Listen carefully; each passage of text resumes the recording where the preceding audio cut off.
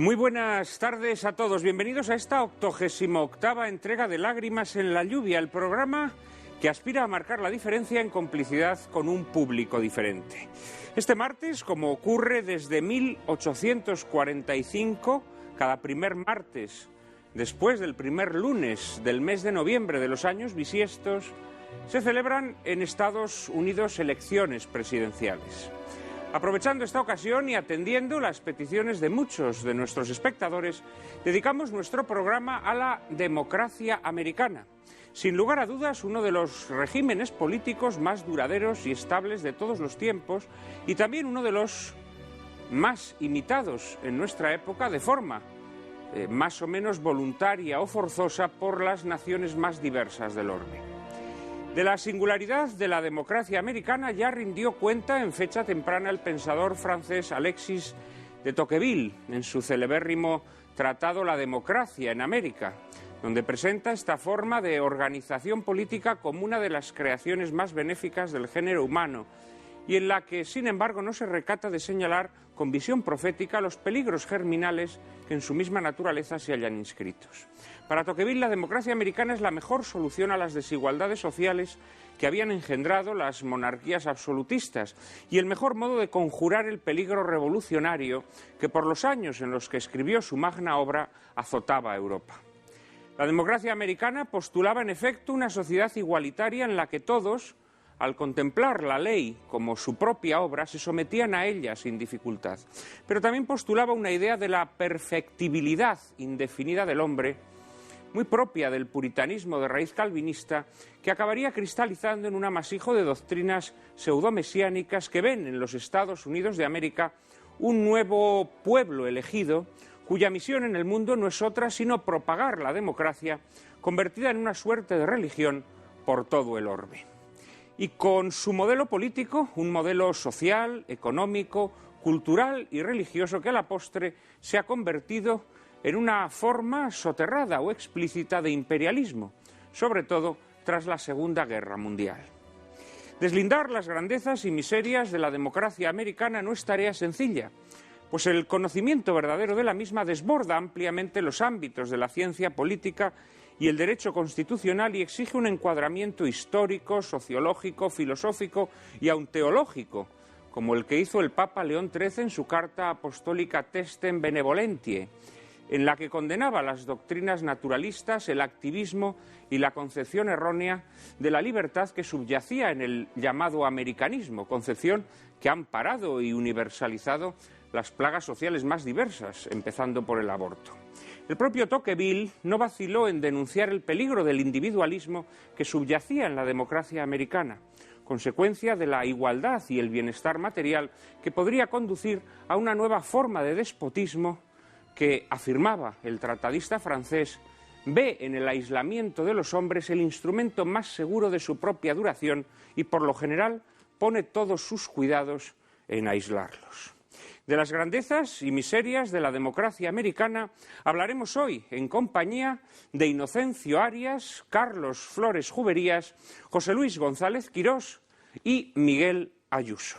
Les prometo un coloquio formidable, pero antes, como siempre, María Cárcava les anticipa la película que lo ilustrará. Muy buenas tardes, Juan Manuel. Muy buenas tardes a todos ustedes. Esta tarde les proponemos que se queden con nosotros para ver un inteligente y crítico drama político dirigido por el austríaco Otto Preminger en 1962 bajo el título Tempestad sobre Washington. Nuestros espectadores más fieles ya han podido disfrutar en Lágrimas en la lluvia de cintas de Preminger como Buenos días, tristeza o la celebrada Anatomía de un asesinato, y esperamos que puedan disfrutar de muchas más. Wendell Mays, quien trabajara a las órdenes de Preminger como guionista en la mencionada Anatomía de un asesinato y también en Primera Victoria, guionizó esta potente cinta inspirada en la novela Advice and Consent, escrita por Aaron Dudray y ganadora del premio Pulitzer en el año 59. Su animada banda sonora se debe al buen saber hacer del compositor Jerry Fielding, y el experimentado ganador de un Oscar por Fugitivos de Stanley Kramer, Sam Leavitt, fue quien se responsabilizó de su soberbia fotografía. Reparto coral, el de Tempestad sobre Washington, encabezado nada más y nada menos que por Henry Fonda, Charles Lawton, Don Murray, Walter Pidgeon, Peter Lawford, Burgess Meredith, la guapísima y ya un poco madura Jean Tierney o George Grizzard, entre otros. La trama de esta sobresaliente intriga de Preminger se centra fundamentalmente en retratar con realismo y nitidez las triquiñuelas que la clase política norteamericana emplea para detentar el poder. Esas triquiñuelas que se urden civilinamente en la Casa Blanca y en el Capitolio y cuyo resultado sigue el resto del mundo boquiabierto, con gran interés y discutible admiración. ¿Acaso la democracia americana es tan ejemplar como parece? Con Tempestad sobre Washington les dejamos que ustedes la disfruten.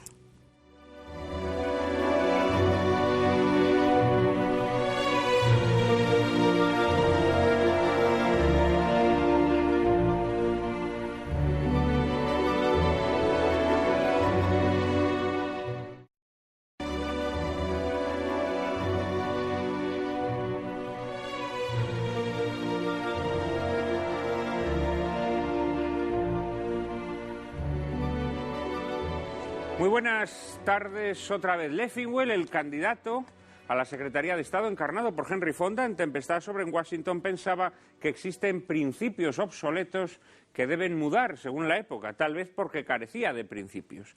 En Lágrimas en la lluvia seguimos creyendo que existen principios válidos para cualquier época y capaces de iluminar nuestra vida en cualquier circunstancia. Estos principios son los que tratamos de defender en este programa con la ayuda inestimable de nuestros espectadores que a través de sus sugerencias y propuestas nos acompañan en esta empresa. Hemos recibido muchos correos esta semana, Cárcava. Pues muchísimos correos como cada semana, Juan Manuel. Correos como los de Mara López y Pere Morgades, quienes coinciden en que les gustaría que hiciéramos un programa dedicado a José Antonio Primo de Rivera, pasados ya más de 70 años de su muerte. Augusto Arribas, desde Jerez de la Frontera, nos propone que hablemos de las indulgencias y de su valor escatológico. Más cosas de la mano en esta ocasión de Carmen Díaz, que nos demanda algún programa relacionado con la educación. Desde La Coruña, Patricio García se suma a uno de los temas que más nos piden los espectadores en esta presente temporada, las sectas. María Teresa Bouzas, también desde La Coruña, sugiere que indaguemos en la gran labor de los jesuitas en Hispanoamérica, así como prosigue doña María Teresa de su retirada de allí y también de su subordinación al Vaticano. De lo duro que es vivir la fe en una sociedad sin valores quiere que hablemos Matías Fernando, y de vida y aborto desea que lo hagamos Paula Bermejo desde Alicante. Luis Fernando Torres, por su parte, nos felicita por el programa que dedicamos hace ya un par de semanas a la moral laboral, donde todos los invitados, asegura, realizaron extraordinarias contribuciones. Por lo demás, ¿qué decirles? Ya se lo saben. Pueden enviarnos sus opiniones y sugerencias a la siguiente dirección de correo electrónico: lágrimas@intereconomia.tv. Repetimos, lágrimas@intereconomia.tv. Y allí estaremos, María Cárcava y yo mismo, siempre dispuestos a atender, en la medida de nuestras posibilidades, sus peticiones. No siempre será posible, porque, como a ustedes no se les escapa, algunos de los temas que nos sugieren son difíciles de ilustrar con películas, aunque desde luego nada hay imposible y nosotros seguiremos trabajando en ello. En esta tarde de domingo, en vísperas de las elecciones presidenciales americanas, hemos, también siguiendo muchas de las peticiones que ustedes nos habían hecho en los últimos meses o incluso años, hemos decidido dedicar un programa a la democracia americana. Muchos de ustedes nos piden que siempre recomendemos algún libro en estas ocasiones y, naturalmente, en el día de hoy tenemos que recomendarles esa gran obra de Tocqueville, La democracia en América, a la que ya aludíamos en la presentación de este programa. Es un tratado muy, muy extenso en el que se hace un encendido panegírico de esta forma de gobierno y de una experiencia política que Tocqueville considera que sería muy provechosa para los países europeos. Él acababa de presenciar y su familia había sufrido las consecuencias de la Revolución Francesa y se daba cuenta que los Estados Unidos de América era un país que vivía en una paz social de la que no disfrutaban los países europeos en ese momento. Para hablar sobre la democracia americana contamos, como cada domingo, con un cuarteto de excepción que de inmediato paso a presentarles. Está con nosotros, visitando por segunda vez el Plató de Lágrimas en la Lluvia, Carlos Flores Juberías. Es doctor en Derecho por la Universidad de Valencia y licenciado en Ciencias Políticas por la UNED. Es también profesor titular de la Universidad de Valencia y director de la revista Cuadernos Constitucionales. Amante del séptimo arte, cuenta con títulos como Todos los films del presidente, La presidencia de Estados Unidos vista a través del cine, libro que tengo entre mis manos y que recomendamos a todos nuestros espectadores, y también Retratos de una ambición, políticos, campañas, elecciones y parlamentos vistos a través del cine. Querido Carlos, muchísimas gracias por atender nuestra petición. Gracias a vosotros, naturalmente, por la invitación. Nuestro segundo invitado es bien conocido ya también de los espectadores de Lágrimas en la Lluvia. Yo juraría que es quizá la tercera o cuarta vez que está con nosotros. Se trata de Inocencio Arias. Es licenciado en Derecho y diplomático de carrera. Ha sido director de la Oficina de Información Diplomática, secretario de Estado de Cooperación Internacional y Asuntos Iberoamericanos, subsecretario del Ministerio de Asuntos Exteriores y embajador de España ante la ONU. Además, ha sido director general del Real Madrid. Es autor de obras como Los tres mitos del Real Madrid, Confesiones de un diplomático o La trastienda de la diplomacia. Querido Chencho, Inocencio Arias, muchísimas gracias por atender nuestra petición. Es un placer estar aquí. Estaba pensando yo ahora, mientras decía el nombre de este libro tan interesante tuyo, Los tres mitos del Real Madrid, que quizá ahora ya tendrías que añadir un cuarto, ¿no? Porque los madridistas estáis con Cristiano Ronaldo. No, yo no. Absolutamente obcecados, ¿no? Ya sé que tú no, pero yo no. Causa grandes entusiasmos. Es de los mitos merecidos. ¿Mitos con pies de barro? No, con pies de barro no, pero es de un egoísmo galopante y eso a mí no me gusta, aunque es un aunque galopa bastante. Y aunque es un genial jugador, pero... Muy bien. Pues muchísimas gracias por atender nuestra petición, querido Chencho.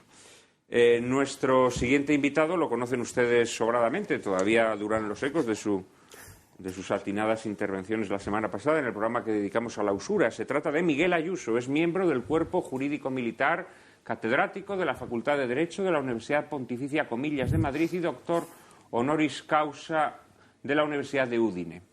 Presidente de la Unión Internacional de Juristas Católicos y del Consejo de Estudios Hispánicos Felipe II, es director de la benemérita revista Verbo. Es además autor de más de 20 libros, entre ellos La Constitución Cristiana de los Estados, La Política, Oficio del Alma o El Estado en su laberinto. Querido Miguel, muchísimas gracias por estar nuevamente con nosotros. A vosotros siempre, gracias. Y nuestro cuarto invitado también ha frecuentado el Plató de Lágrimas en la Lluvia. Es la primera vez que acude en esta su tercera temporada. Se trata de José Luis González Quirós. Es profesor de Filosofía en la Universidad Rey Juan Carlos de Madrid y profesor de la Escuela Contemporánea de Humanidades en Madrid. Miembro del Consejo de Redacción de Nueva Revista.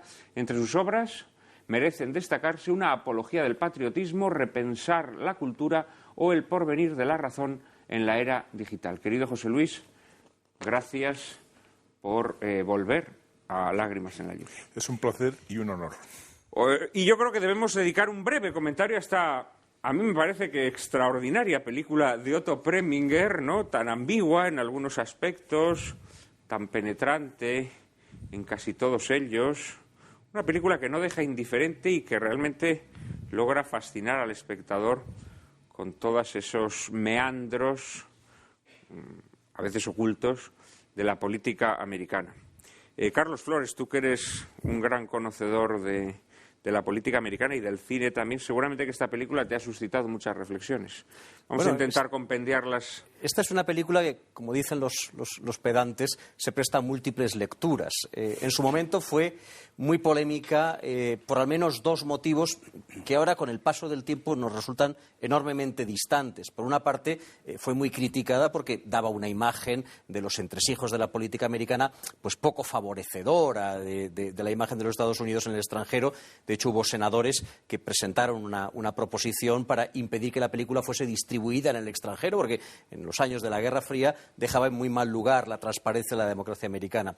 Fue también polémica por el modo en el que se retrataban a los homosexuales, la cuestión de la homosexualidad latente, no explícita, no se pronuncia la palabra homosexual del senador Anderson, la idea de que hubiese un senador homosexual y que además frecuentase ese tipo de clubes de mala nota resultaba absolutamente inédita en la filmografía americana de los años 60, aunque, repito, ambas cuestiones a estas alturas nos dejen francamente fríos. Suponemos que la política es mucho más sucia de lo que se nos retrata en la película y la homosexualidad a estas alturas es vista de una manera muy distinta. Por lo tanto, yo me quedaría con una tercera lectura de esta película y es lo que la película aporta como visión desde dentro y razonablemente fidedigna de cómo funciona la vida parlamentaria, la vida política en el Congreso de los Estados Unidos. Yo creo que Tempestad sobre Washington, que por cierto es una traducción atroz del título original, Advice and Consent, consejo y consentimiento, que es lo que la Constitución americana dice que tiene que dar el Senado cuando el presidente decide llevar a cabo determinados nombramientos. Yo creo que Advice and Consent se mide muy bien con otras 3 o 4 películas, podría ser Mr. Smith Goes to Washington, El caballero sin espada de Capra, o podría ser El mejor hombre de Franklin Schaffner, Candidata al poder y alguna otra más, que, repito, retratan, yo creo que de manera bastante fidedigna, las interioridades del proceso político americano y resulta ilustrativa desde el punto de vista pedagógico, aparte de que constituye un muy buen thriller. No hay que olvidar, en otro orden, El último hurra, de John Ford. ¿El último hurra? Película que ya se emitió en Lágrimas en la lluvia, seguramente que nuestros espectadores lo recuerdan. Mientras estábamos viendo la película, Carlos, nos comentabas que el autor de la obra en la que la película se inspira tuvo tensiones muy fuertes con Otto Preminger porque consideraba que Otto Preminger le daba un aire progresista, digámoslo así, o liberal, por utilizar el término que emplean los americanos, a una historia que tenía una óptica más bien conservadora, ¿no? Sí, el autor de la novela, Len Drury, era un periodista veterano del New York Times, conservador ideológicamente, y de hecho el mensaje que lanza en la novela, no tanto en la película, en la novela, es un mensaje fundamentalmente conservador. Es decir, en la redacción original en la novela, el protagonista, Leffingwell, es al fin y al cabo un liberal que está dispuesto a mentir por llegar al puesto de secretario de Estado, mientras que el conservador Brink Anderson, al fin y al cabo, bueno, pues tiene un pecado de juventud, en aquel momento se veía de esa manera, y lo que hace es quitarse de en medio por patriotismo, es decir, piensa que si trasciende su homosexualidad, el proceso de confirmación acabará teniendo éxito y Estados Unidos se dotará de un secretario de Estado liberal que llevará al país a la ruina. Por lo tanto, hay una actitud mucho más ética en el conservador homosexual que en el liberal filocomunista. Preminger, que era un fan de los Kennedy, cuando hace la película invierte algunos de los términos en los que estaba redactada la novela y equipara un poco la posición de los dos personajes principales, de Brink Anderson, del senador, y de Leffingwell, el candidato a secretario de Estado, y lanza un mensaje pues mucho más neutro. En cierta medida también difumina la responsabilidad que le cabe al presidente, al personaje del presidente, en la distribución de los rumores. Y en resumidas cuentas, lo que era un mensaje eminentemente conservador de un novelista eminentemente conservador acaba en las manos de un cineasta liberal para aquella época, pues convertido en un mensaje políticamente más neutral. Drury acabó tan enfadado que cuando publicó su siguiente novela juró que jamás vendería los derechos de autor a la industria cinematográfica. Está bien, probablemente fue una decisión muy, muy cuerda. Querido Chencho. Sí, yo no creo que el protagonista sea un personaje sin principios. El protagonista, en su juventud, ha simpatizado con el Partido Comunista y después, cosa que en aquella época era pecaminoso, pero después yo creo que sí, quiere llegar al poder, pero no está dispuesto a matar por llegar al poder. Y por otra parte, que el guionista o novelista se asombrara de que Preminger le diera un matiz progre a la película, o menos conservador que la novela, no era de extrañar, porque todo el mundo conocía el carácter de Preminger en la época. Primero, era un liberal, como tú dices, un progre de la época. Y segundo, era una persona con enorme carácter que en más de una ocasión, rodando películas, se había peleado con el productor por alterar una escena y darle un matiz a la escena. Con Zanuck, por ejemplo, se peleó porque un guión que el propio Zanuck había retocado y reescrito, él lo cambió al rodar una película y Zanuck montó en cólera y acabaron y no terminó la película. O sea que este era un progre. Y por otra parte, hay que tener en cuenta que estábamos en la época de la pura Guerra Fría. Entonces, él tenía que exponer sus puntos de vista, que en parte son los que expone Henry Fonda, que hay ideas caducas que deben ser superadas si se está intentando buscar la paz. Y Preminger, incluso en la elección de los actores para el reparto, hizo cosas un poco llamativas.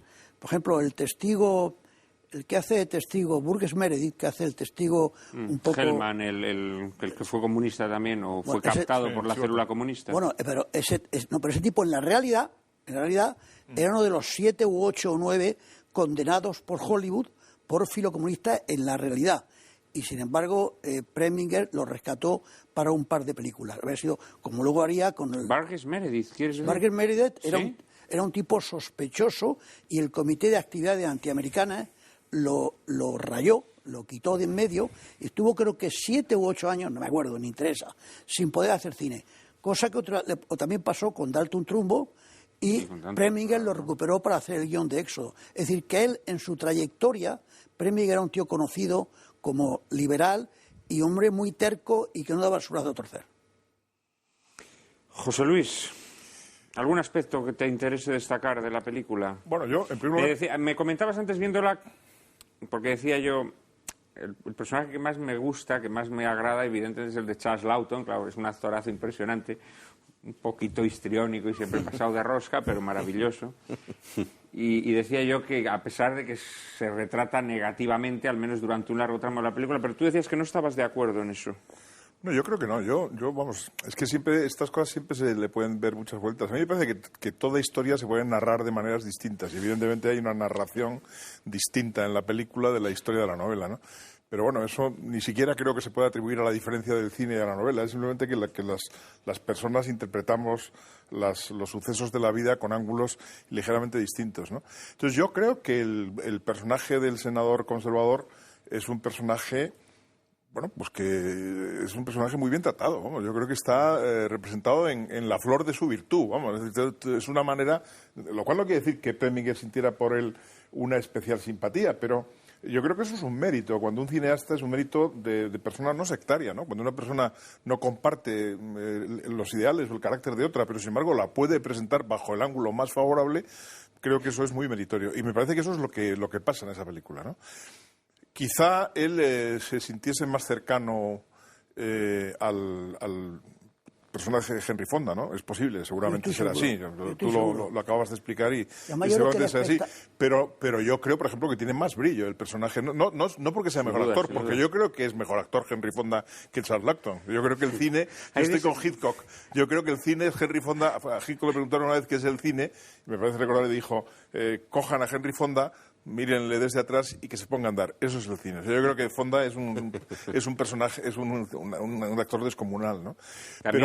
También Hitchcock, por cierto, ya que mencionas esa frase, Hitchcock dijo que había 3 cosas que un cineasta nunca debía hacer: trabajar con animales, con niños y con Charles Lawton. Entonces, yo creo que el personaje mejor tratado es el Charles Lawton, ¿no?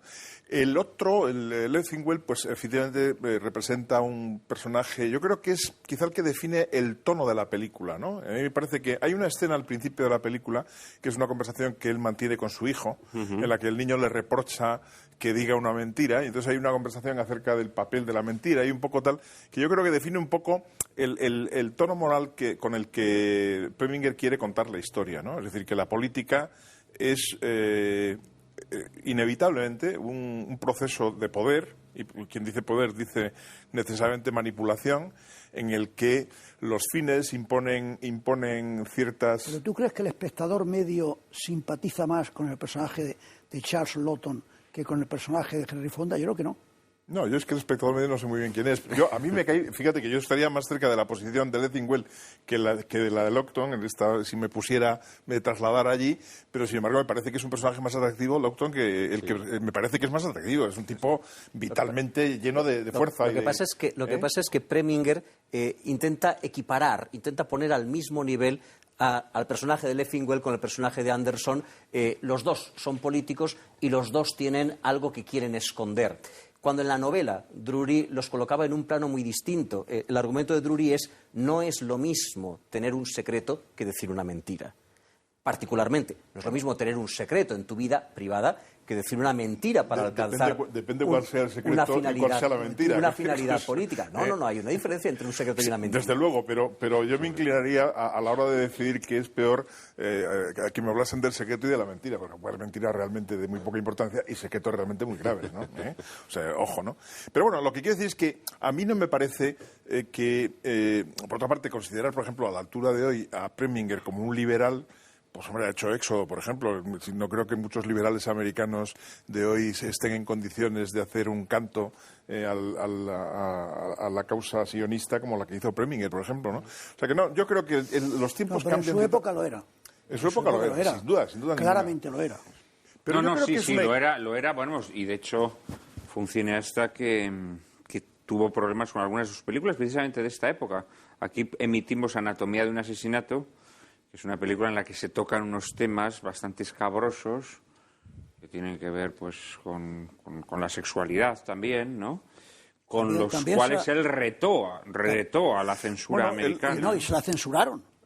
Por ejemplo, creo que no se podía decir la palabra violación en la película y trata de una violación. Digo, la palabra bragas y se tiran toda la película con extraños. Él fue el primer cineasta que consiguió sacar dos películas con éxito de taquilla en ambos casos sin haber contado previamente con el sello de la censura, del control americano. Pero en esta película, eso él lo interpreta en varias ocasiones, en varias entrevistas que yo he podido leer estos días pensando en este programa. Por ejemplo, hay una entrevista de él, me parece que con Bogdanovich, en que él lo que dice es que eso él lo hacía sobre todo para hacer, en la medida, por ejemplo, en que esa película pudo ser considerada y fue considerada de hecho como un ataque a la democracia americana, como una crítica. Él lo que decía es, lo que hago es mostrar cómo la democracia americana es un sistema en el que se puede decir este tipo de verdades desagradables. Yo creo que es lo contrario, que la película es un gran elogio del sistema. Eso es. Más aún, creo que el carácter coral que se ha mencionado, no sé si por María o por ti, en realidad es que no hay protagonistas, o los protagonistas son muchos, porque el protagonista es el sistema. Es el sistema. Y para eso me da igual el sesgo original de la novela que el sesgo añadido de la película, porque en ambos casos, sea el matiz del protagonista bueno uno u otro, lo relevante a todos los efectos es las bondades del sistema. De un sistema que además no se nos explica, sino que se nos muestra. Es decir, yo creo que desde este punto de vista la película es una película apologética de la democracia americana, por más que se pudieran encontrar también la ambición, la mentira, el cinismo de unos personajes o de otros. Da igual además el sesgo doctrinal que tengan, porque yo también estoy de acuerdo en que la figura de Charles Laughton finalmente no resulta maltratada, pese a que en algunos de sus defectos sean evidenciados. Pero todos ganan. Esta es una película en la que todos ganan, porque es una película verdaderamente apologética del sistema. Quizá el que menos gana, curiosamente, sea el presidente. Cuidado, quizá el personaje que quede peor parado sea el presidente. Porque queda como un débil, como un... Sí, porque hasta el propio vicepresidente queda, en primer lugar, como un hombre humillado, pero que mantiene la dignidad.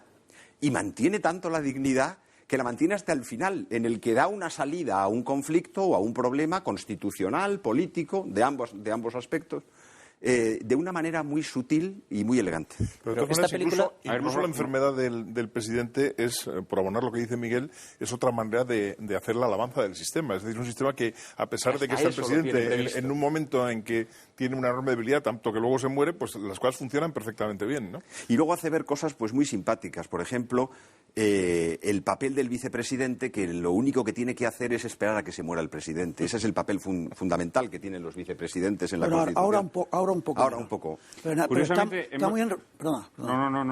No, que está muy bien reflejado lo de la época, que el vicepresidente era una figura totalmente decorativa. Era, como tú has dicho, es la persona que está a un latido del corazón de la Casa Blanca, pero mientras no se produce ese fallo en el corazón, es un cero a la izquierda. Y el personaje de este vicepresidente, cuando él, en la primera escena, cuando está en la fiesta, que habla con no sé quién, con otro personaje de la película, y le dice que está siendo minimizado por el presidente, es un claro reflejo de lo que había hecho durante 8 años Eisenhower con Nixon, que lo ninguneó hasta la saciedad.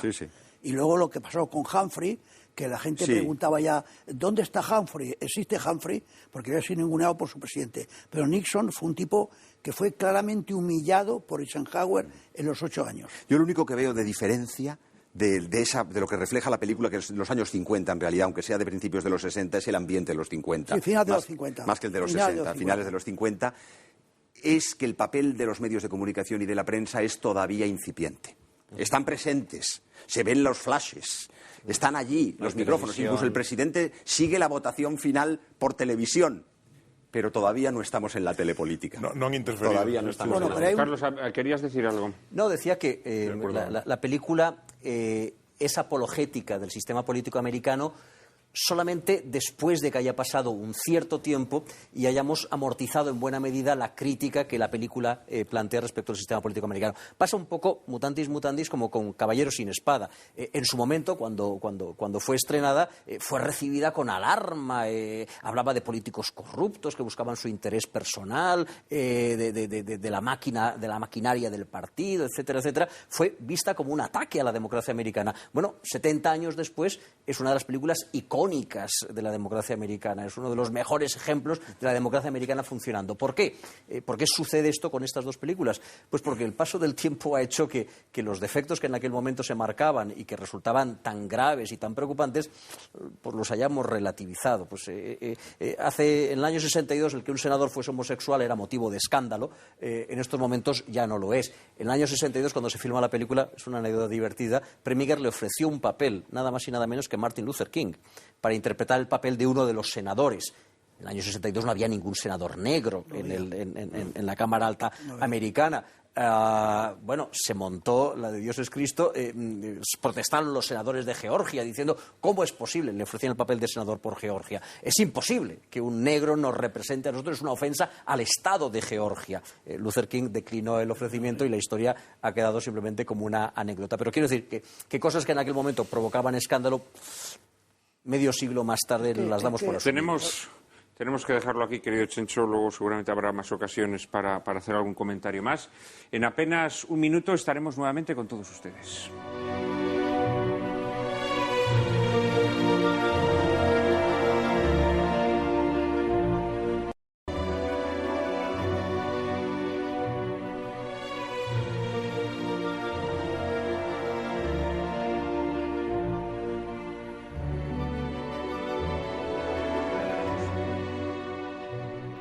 Muy buenas tardes otra vez a todos los espectadores de Lágrimas en la lluvia, en esta tarde de domingo dedicada a ahondar en la democracia americana. Este no es un programa sobre las elecciones presidenciales que tendrán lugar pasado mañana, sino un programa en el que trataremos de ahondar, digámoslo así, en los fundamentos políticos, jurídicos, históricos, filosóficos de la democracia americana. Antes de meternos en harina, me gustaría hacer a los espectadores de Lágrimas en la lluvia una recomendación. El próximo 15 de noviembre, a las 7:30 de la tarde, tendrá lugar en el Auditorio Nacional de Música un concierto de la Orquesta Filarmónica de Intereconomía, dirigida por el maestro Ramón Torrelledó, de todos bien conocido, puesto que dirige y presenta el programa La Partitura, que emite esta cadena.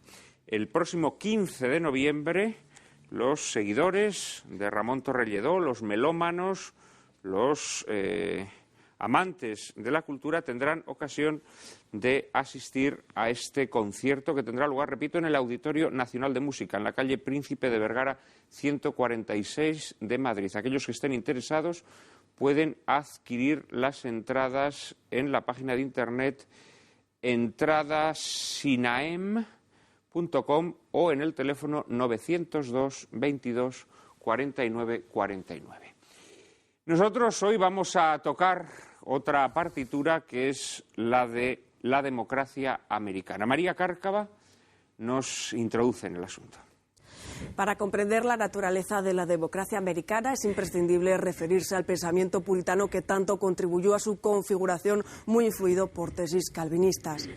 Puritanos fueron los peregrinos del buque Mayflower y cuando estalló la Guerra de Independencia Americana, 2/3 de los habitantes de los futuros Estados Unidos eran puritanos y calvinistas. Aquellos emigrantes que fueron a establecerse a América disociaron el principio de democracia de todos aquellos contra los que se luchaba en el seno de las viejas sociedades europeas, creando un modelo político de nueva planta que estaba llamado a cambiar el mundo. Los puritanos que fundaron los Estados Unidos se consideraban una comunidad elegida debido a la pureza de sus obras, pureza que iluminaba el mundo y a todos los demás pueblos de la tierra, que por tanto debían copiar ese modelo para alcanzar su propia salvación. Gobierno del pueblo, por el pueblo y para el pueblo, definió Abraham Lincoln la democracia americana, que sin embargo presenta algunos rasgos propios de las oligarquías. En efecto, el pueblo americano elige a los miembros del poder legislativo y algunos jueces, pero son los Estados miembros de la Federación, a través de sus electores, los que eligen al presidente, quien a su vez designa a los altos magistrados. Si bien los ciudadanos están llamados a pronunciarse sobre la elección del presidente, su voto no es más que una consulta, como hubo de recordar la Corte Suprema a raíz de la elección presidencial del año 2000. También la connivencia de la democracia americana con el poder económico ha sido con frecuencia criticada, pues las elecciones presidenciales mueven ingentes cantidades de dinero en donaciones privadas procedentes con frecuencia de empresas y corporaciones que a cambio demandan un trato privilegiado de los candidatos. Pero quizá la mayor crítica a la democracia americana la formuló su más convencido paladín, Alexis de Tocqueville, quien al final de su magna obra, ya citada en este programa, avizora un futuro en el que la democracia ha degenerado en un poder absoluto, minucioso, aparentemente paternal, que a la vez que exalta los placeres más ruines y vulgares de los hombres, los aísla a unos de otros, infantilizándolos. Y concluye así Tocqueville. Después de haber tomado así entre sus poderosas manos a cada individuo y de haberlo formado a su antojo, el soberano extiende sus brazos sobre la sociedad entera y cubre su superficie de un enjambre de leyes complicadas, minuciosas y uniformes, a través de las cuales los espíritus más raros y las almas más vigorosas no pueden abrirse paso y adelantarse a la muchedumbre. No destruye las voluntades, pero las ablanda, las somete y dirige, obliga raras veces a obrar, pero se opone incesantemente a que se obre, no destruye, pero impide crear, no tiraniza, pero oprime, mortifica, embrutece, extingue, debilita y reduce, en fin, a cada nación a un rebaño de animales tímidos e industriosos, cuyo pastor es el Estado.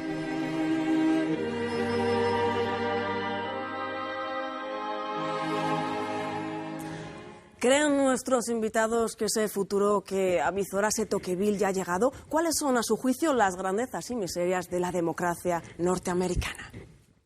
Bueno, seguramente que habrá mucho que discutir y muchos palos que tocar. Miguel, empezamos contigo, que eres el más veterano. Yo no me atrevería a responder directamente a esas dos preguntas de María sin hacer algunas distinciones previas y sin pretensión de ser yo quien guíe, por supuesto, el debate, pero sí lanzando algunos estratos de discusión que me parecen interesantes. Yo creo que el primero, que ha sido mencionado por María, tiene que ver, es de una cierta naturaleza de antropología social o de psicología social, tiene que ver con la matriz puritana, calvinista, protestante, en un sentido general, de la cultura política norteamericana. En segundo lugar, a partir de este estrato de antropología o de psicología social, habría que ver esto cómo se concreta en la Constitución política, o ni siquiera en la Constitución stricto sensu como instrumento, como documento, sino en las tendencias principales que están en el seno de la Constitución política. Y luego, posiblemente, con alguna derivación sociológica. Yo creo que son los 3 niveles. Habría que haber y luego estaría el problema teológico. Pero eso ya es el americanismo de León XIII, que sería otro 4º nivel. Yo me contento con empezar con alguna observación sobre las bases de la cultura política norteamericana desde el punto de vista antropológico, social o psicológico. Cuando María aludía al protestantismo, al puritanismo, al calvinismo como la matriz o como la base de la cultura política norteamericana, yo creo que eso es escasamente discutible. Está por todas partes. Un interesante pensador político norteamericano muy hispanizado, Frederick Williamson, catedrático que fue de la Universidad de Dallas y que conoció profundamente España en los años 50, publicó un librito muy interesante que se llamaba El alma norteamericana hoy. Y discutía, comparando un poco lo que era la cultura católica con la protestante desde el punto de vista político en 3 niveles. Decía, y yo me contentaría ahora con decir esto para empezar, ¿no?, que el mundo político norteamericano tiene una dimensión del tiempo proyectista, de futuro, frente a la condensación de la tradición o del pasado en el presente, que es lo propio de la cultura católica. En segundo lugar, decía que de esa dimensión del tiempo se traslada al espacio a través del mito de frontera. En los Estados Unidos el espacio es algo que hay que conquistar siempre, algo que hay que sobrepasar, frente a la dimensión del espacio del mundo católico, en el que hay una cierta verticalidad y en el que hay que convivir con el peso, que en ocasiones es poderoso, de la historia. Y en tercer lugar, y de alguna manera convergen los 2 elementos anteriores, la visión de la naturaleza, que en el caso de la cultura política protestante y en particular norteamericana no es sacramental, mientras que en el mundo católico es sacramental. Es decir, las instituciones son vehículos para la gracia, mientras que en el mundo protestante son absolutamente utilitarias, pragmáticas. De esta cultura política norteamericana, caracterizada por estas dimensiones del espacio, del tiempo y de la naturaleza, ligada a lo que son los efectos de la revolución tecnológica y a lo que es el peso del pragmatismo, todo eso sería la base desde mi modesto punto de vista, sería la base cultural de la democracia americana. A ver, ¿quién quiere...? Siento haber sido un poco abstracto, pero... No, creo que como primera intervención... Has lanzado, creo, unas ideas que además configuran muy bien la cultura americana en contraste con la católica. José Luis. Sí, yo creo que lo que he dicho es correcto todo. Yo lo que pasa es que creo que hablar de la democracia americana me inclinaría un poco más que hablar de sus orígenes, hablar un poco de lo que los Estados Unidos son hoy. Porque eso es lo que realmente es importante. En el momento incluso cuando escribe Tocqueville, todavía los Estados Unidos son muy poca cosa, ¿eh? Entonces yo, sin negar ninguna de las cosas que ha explicado también Miguel Ayuso, voy a poner el acento en algo más cercano, que ya lo ha mencionado él al final, sobre todo de su intervención. Yo creo que realmente los Estados Unidos, la cultura política norteamericana tiene evidentemente un pozo religioso, que a mí me parece que es una de sus grandes ventajas. Tocqueville, por ejemplo, hizo notar que en los Estados Unidos, y yo creo que eso es una gran ventaja de los Estados Unidos respecto a Europa, la religión se había convertido en una garantía de la libertad de conciencia, de la libertad de pensamiento, de la libertad política en último término, ¿no? Yo creo que eso está ahí y, bueno, haya sido interpretado de una u otra manera, tiene un peso importante, ¿no? Pero los elementos más modernos que configuran la cultura política americana son fundamentalmente 2, para mi gusto. Uno es el pragmatismo, que es una filosofía nítidamente americana y que tiene una influencia enorme, ¿no? Una influencia difícil de exagerar. Y luego, efectivamente, la tecnología, que no deja de tener también una relación muy íntima con el pragmatismo, ¿no? Y la democracia americana hoy en día es consecuencia básicamente de esos 2 factores desde el punto de vista estructural, con un elemento histórico, y termino, voy a ser muy breve, que es el siguiente. Los Estados Unidos han tenido la suerte de ser una democracia que se desarrolla a la vez que como una institución política original, autónoma y con sustancia propia, a partir de la Revolución Americana, de la Independencia, en contra de un imperio que los estaba sometiendo y los estaba maltratando. Entonces la democracia americana se hace, el Tea Party y la revolución que empieza con las colonias de la costa este es básicamente eso. Entonces la democracia americana se construye, es probablemente la única democracia que se ha construido realmente desde abajo, sin ser una revolución dentro de la propia nación, sino una revolución contra otros. De manera que eso ha permitido que los Estados Unidos hayan configurado un sistema político en el que siempre se tiene bastante presente al ciudadano. En la práctica eso se convierte en una cosa pues más complicada, porque el poder es siempre un bloque, es siempre una máquina terrible, ¿no? Y en la que, digamos, los derechos civiles han sabido ser un freno al poder del Estado, ¿no? Yo creo que incluso en ese sentido Tocqueville se equivoca. Es decir, el Estado en los Estados Unidos no ha llegado a ser nunca realmente un enemigo de los ciudadanos. Puede haber otros enemigos peores que el Estado. Es decir, la democracia ha podido ser algo muy nacional, si se me permite la expresión, porque ha sido desde el principio la naturaleza del pueblo, la identidad americana. Luego el país lo hace el ejército, que lo hace en nombre del pueblo, y es una conquista y es una... Entonces, claro, resulta que tenemos una cosa paradoja, termino ya. Es un hegemón, es un imperio, pero es un imperio democrático, y es un imperio hecho básicamente por un ejército, pero por un ejército que respeta y ha respetado desde que existe la supremacía del poder civil. Y a su vez un poder civil que respeta bastante bien los ámbitos de libertad, de autonomía y de conciencia de los ciudadanos, ¿no? Por esta banda me habían pedido la mano tanto Inocencio Arias como Carlos Flores. Inocencio. Sí, yo de las afirmaciones últimas de Tocqueville no comulgo con esa conclusión de que el sistema derivaría hacia un régimen autoritario. No comulgo. Bueno, tampoco Tocqueville dice que vaya a ser inevitablemente así. Bueno, pero dice que puesto a imaginar una corrupción ve el peligro de ese régimen político que él ha exaltado durante 1000 páginas, él percibe que ese puede ser el peligro. Pero es la conclusión que puedes extraer. Entonces, Estados Unidos... Yo creo que esa forma de despotismo sí ha aflorado en las democracias. Pero no solo en Estados Unidos, casi más en otros... En Estados Unidos menos que en otras partes. Claro. Estados Unidos es probablemente el único país importante occidental que nunca ha tenido un régimen autoritario desde que nació en el año 76. En 2 siglos y pico nunca ha tenido un régimen autoritario. Y aunque ha subido el papel del presidente, y lo estamos viendo ahora, sin embargo, está claramente contrapesado y refrenado por el Congreso. El Congreso de Estados Unidos tiene un enorme poder. Obama, hay muchas cosas que no ha podido hacer y que estaban en su programa y que él creía firmemente en ellas y no ha podido hacerlas desde la reforma de la inmigración hasta otras muchas cosas, porque el poder de los elegidos por el pueblo, el poder legislativo, es enormemente importante.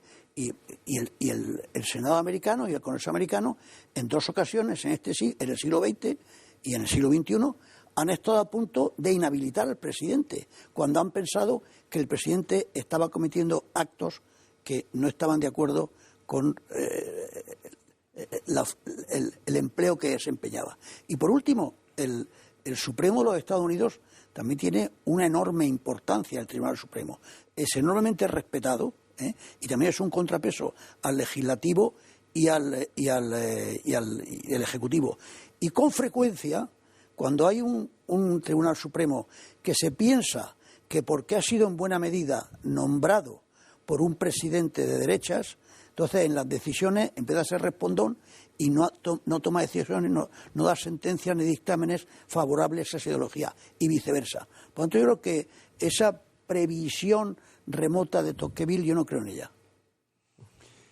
Carlos. Bueno, Inocencio acaba de dar unas pinceladas acerca de algunos aspectos actualísimos del sistema político americano, después de que Miguel haya hecho algunas referencias acerca del fundamento filosófico último sobre el cual se asienta la República. Pues yo creo que entre lo uno y lo otro, entre esos fundamentos filosóficos o incluso teológicos remotos y estos rasgos actuales, entre lo uno y lo otro, entre un extremo y otro, a lo largo de los últimos 200 años, es posible en muy buena medida espigar de la evolución política de los Estados Unidos unas cuantas constantes que formarían parte o que integrarían pues eso que habitualmente llamamos el pensamiento político americano o la esencia del régimen político americano, varias de las cuales, si no todas, pero varias de las cuales a mí me parecen admirables y en buena medida dignas de imitación.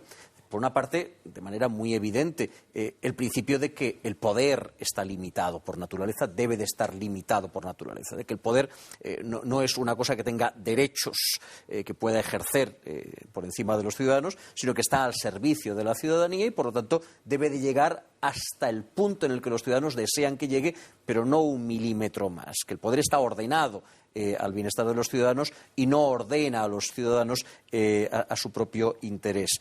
La división de poderes, la idea de que el poder tiene que estar dividido de tal manera que los unos se contrapesen o se contrarresten y en última instancia no hayan elementos que permitan un deslizamiento hacia el autoritarismo. No es casual que los Estados Unidos hayan sido, pues, junto con Gran Bretaña, el único país que en los últimos 200 años, el único país relevante que en los últimos 200 años no ha tenido ningún paréntesis autoritario.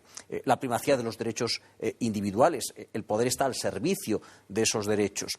El individualismo, el respeto hacia la identidad del individuo, no reñido del todo con un, yo creo que muy marcado sentido del comunitarismo. Muchas veces ponemos el acento quizás excesivamente en el individualismo del carácter político americano. Hemos visto demasiadas películas de vaqueros o demasiadas películas de pioneros en las praderas del Far West y nos olvidamos que los americanos tienen un profundísimo, un muy arraigado sentido de comunidad, de community, de formar parte de asociaciones, de barrios, de ciudades, de pueblos y un arraigado sentido del comunitarismo. Y, sobre todo, y termino con esto, una muy arraigada, y lo digo con toda la envidia del mundo, una muy arraigada fe o confianza en sí mismos. Los americanos creen en su destino salvífico, cosa que ha sido en algunas ocasiones bastante molesta para países vecinos, en otras ocasiones francamente útil para otros países más lejanos. Creen en su misión en la historia y creen que esa misión consiste básicamente en predicar y en algunas ocasiones imponer esos ideales allí donde les sea posible hacerlo. Bueno, yo creo que todo eso son constantes que vemos a lo largo de la historia americana, que la vemos en el 1898, que la vemos en 1914, 17, que la vemos en 1942, que la vemos en estas últimas décadas y que permiten efectivamente hablar de un carácter, una caracterización muy determinada, pues del sistema político americano, de la democracia americana. Lo que pasa es que es una predicación que a veces la hacen con bombas atómicas. Quiero decir que en esa predicación de la democracia... Bueno, pues, con bombas atómicas lo han hecho una vez, ¿eh? Lo han hecho una vez ya, bueno, bien, y porque pero, estaban... Pero ahí está Japón, es decir, a Japón le impusieron lo han la hecho una democracia, vez, pero se la impusieron con estaban bombas atómicas. con una guerra mundial y luchando con un enemigo encarnizado, muy bravo y que les iba a costar... Y derrotado cuando No. Y convertido en un aliado. No, y convertido en un fiabilísimo y fidelísimo aliado. Ya veremos. Me había pedido la mano por aquí, Miguel.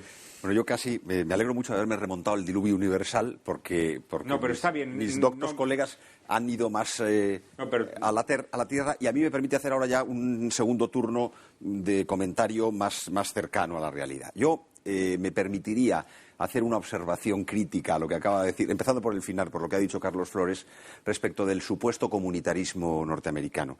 Ese tipo de comunitarismo que no tiene que ver con la verdadera comunidad de los hombres, es decir, sino que tiene que ver exclusivamente con el reconocimiento con los que son igual que unos, no deja de ser una especie de liberalismo de radio mayor, es decir, de individualismo de radio mayor, que es lo que ha pasado en todos los debates de filosofía política de los últimos decenios entre liberales y comunitaristas, en que todos eran liberales, utilizando la palabra liberal ahora desde el punto de vista europeo.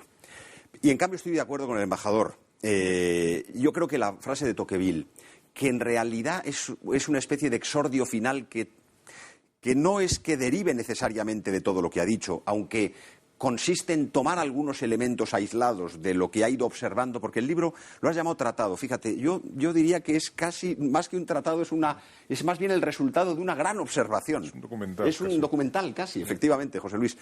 Y de muchos elementos dispersos se puede extraer una conclusión determinada. Esa conclusión posiblemente no es tan aplicable, tal y como la escribe Tocqueville a los Estados Unidos, como a las socialdemocracias europeas. Posiblemente es más aplicable a las socialdemocracias europeas que al régimen americano. Ahora bien, al régimen americano lo es siempre que eliminemos el elemento político autoritario y lo convirtamos en una suerte de gran conformismo social. Yo creo que ahí es donde la cultura política americana se basa sobre un conformismo, esto ya sé que es heterodoxo, que es contrario a lo que se sostiene generalmente, pero mucho más intenso que el que seguimos encontrando en los viejos países europeos, que pese a todo siguen teniendo elementos de humus cultural, político antiguo, que cuando emerge demuestran una falta de conformismo que en Estados Unidos lo anega todo y lo asfixia todo. Y claro está, estoy conforme con lo que ha dicho José Luis González Quirós, lo que pasa es que no en el plano de las valencias, sí en el plano de la descripción. Estados Unidos en realidad no ha tenido Estado nunca, o tiene un Estado débil, y en realidad sobre la base de la obsesión de la separación, la obsesión que está en los papeles federales, y que está no solamente en los Founding Fathers, pero sobre todo en los Framers, ¿no?, en los que elaboran la Constitución, la obsesión por oponerse a las facciones, que eso tiene sus... Pero no puedo entrar en ello ahora. Prefiero entrar en lo que decía José Luis González Quirós. En realidad, la Iglesia queda convertida en una especie de asociación. Las iglesias, todas en plano de igualdad, quedan convertidas en una especie de asociaciones civiles, y la finalidad de eso es en realidad un poco en la línea de Spinoza, aunque también esto pueda ser discutible, pero creo que no tanto, porque Jefferson en realidad estaba conectado con Spinoza, en la idea de que cuando cada uno cree lo que quiere, eso lleva a que el Estado imponga la única moral. La moral estatal se funda sobre la libertad de conciencia y de religión. Pero claro, en el sentido que yo lo explico, la Valencia no es exactamente la que le daba José Luis. Entonces, en una ausencia de... Si digamos que cuando todas las religiones valen lo mismo, todas valen nada. Todas valen nada y lo único que vale es lo que impone el Estado. El Estado o esos grupos sociales neutralizados entre sí, es decir, una especie de moral social y nada más. Y es que en Estados Unidos, sin verdadero Estado y sin verdadera Iglesia, lo único que hay es una especie de macro sociedad civil, y este es el gran... Yo creo que eso está en Tocqueville también. Lo que pasa es que está en Tocqueville cuando todavía no se ha desarrollado convenientemente, cuando está en una fase en la que todavía se puede hacer una descripción relativamente favorable de ese proceso. En cambio, toda la línea de proyección, el eje de proyección, lleva hacia una macro sociedad civil autorregulada, en ausencia de verdadero poder político y en ausencia de verdadero poder moral. Pero eso no te puede parecer mal. No, me parece muy mal. ¿Que te parece muy mal? Me parece muy mal. Pero sí, comprendo que te parezca mal que haya poca Iglesia, pero que te parezca mal que haya poco Estado y mucha sociedad. El Estado tiene que haber el que haya. La tesis más sociedad menos Estado, esta es una tesis democristiana, que es una lectura equivocada de los textos pontificios del XIX, que es un momento en el que el Estado es el enemigo de la Iglesia y por eso hay que neutralizarlo. Es clericalismo puro, que es utilizar una coyuntura contingente para elevarla al terreno de los principios. El Estado tiene que ser lo que es y tiene que tener la finalidad que tiene y no tiene que crecer más allá de ello, pero tiene que cumplir sus funciones. Más sociedad, menos Estado. Pero en Estados Unidos la tensión a este respecto es constante. Es decir, en Estados Unidos está constantemente sobre la mesa hasta dónde debe y hasta dónde no debe de llegar el Estado. Y cuando hay una campaña electoral, a diferencia de lo que sucede en las nuestras, en donde nos quedamos en los lemas, en los logotipos y en los colorines, cuando viene una campaña electoral, el debate es fundamentalmente si queremos más Estado o menos Estado, más impuestos o menos impuestos. No hay Estado. Aquí hay estados decadentes. En Europa hay estados decadentes, moribundos. Pero allí no lo ha habido. Allí lo que hay son ejercicios de poderes que han tomado distintos grupos de presión sobre la base y la obsesión de la multiplicación de poderes y para su neutralización. Allí lo que hay es gobierno. Que es gobierno. Podría haber gobierno. Y un gobierno muy fuerte. Podría haber gobierno. Un gobierno con mucho poder, con un enorme poder internacional, con un enorme poder económico, con un enorme poder en muchos terrenos, pero un gobierno que es democrático, que se sujeta a los controles de la poliarquía. Efectivamente, yo también creo que en Estados Unidos no hay Estado, o sea, en el sentido hegeliano y europeo. Y no solo hegeliano, también aristotélico. Bueno, es que que yo creo que en Grecia no hay Estado. No, yo tampoco. Nos meteríamos en otro lío. Yo tampoco. Por eso qué cosa. No, a mí me quedo con el hegeliano. En el sentido europeo, es decir, el Estado como una entidad que surge a raíz de la revolución, del inicio de la modernidad, con dos funciones, que son las iniciales del pensamiento liberal y que luego va asumiendo cada vez más la defensa de minorías, eso allí no existe. Y creo que es una de sus grandes ventajas, porque en ese sentido la sociedad, que no es Estado, se ocupa de más cosas, ¿no?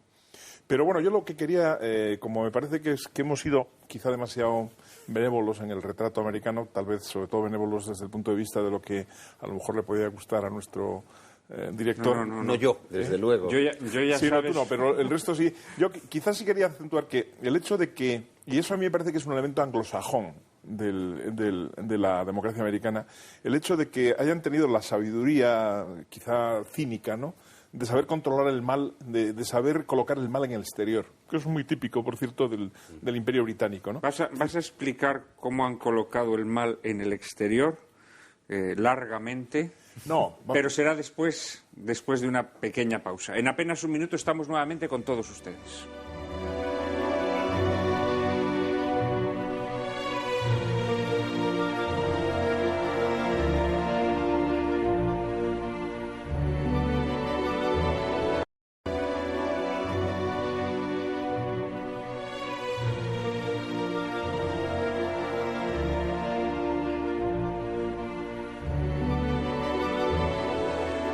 Muy buenas tardes otra vez a todos los espectadores de Lágrimas en la Lluvia en esta tarde de domingo que estamos dedicando nuestro programa a la democracia americana, un programa sumamente interesante que desgraciadamente va a ser un poco más corto de lo habitual dada la extensión de la película que antes emitimos, Tempestad sobre Washington. Estaba en posesión de la palabra José Luis González Quirós, que nos había dicho, presumiendo que la línea editorial de este programa es un poco antiamericana. ¿Qué cosas se me ocurren, verdad? Que los americanos siempre se las han arreglado para situar el mal fuera de sus fronteras. Y tenías que desarrollar esta idea. No, y además he dicho que era una herencia de la tradición inglesa. Y es una herencia... Y ahí hay que recordar dos cosas muy breves. Uno, desde punto de vista puramente histórico, de historia política de los Estados Unidos. Los Estados Unidos, que ahora lo vemos como lo que es, han tenido unos orígenes muy débiles. Y todavía, por ejemplo, en 1800, me parece que en el 12 o en el 14, la Marina inglesa bombardeó Washington de una manera potente. Entonces ellos por el oeste no tenían ningún temor, porque todavía todo el mundo... Pero su flanco atlántico era muy débil, ¿no? Entonces, cuando conciben el dominio de los mares, tardan mucho en poderlo poner en práctica, ¿no? Ahora son los amos absolutos, ¿no?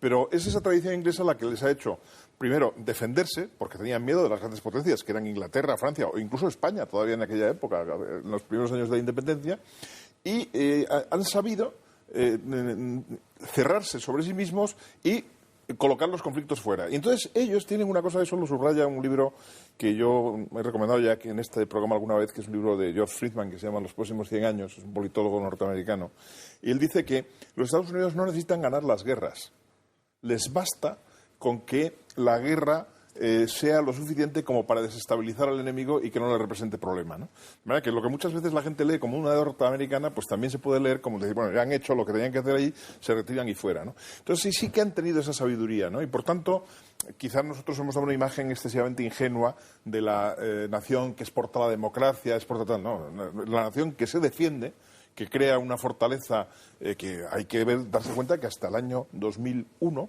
no hay una agresión externa a los Estados Unidos de América, siendo durante ya casi medio siglo realmente la potencia dominante, el hegemón del mundo, ¿no? Bueno, el ataque a Pearl Harbor... Sí. Bueno, pero no deja de ser en Hawái y no es la fortaleza americana, ¿no? Por cierto, Hawái es una de las grandes operaciones estratégicas americanas, se dan cuenta que se tienen que defender por ahí, ¿no?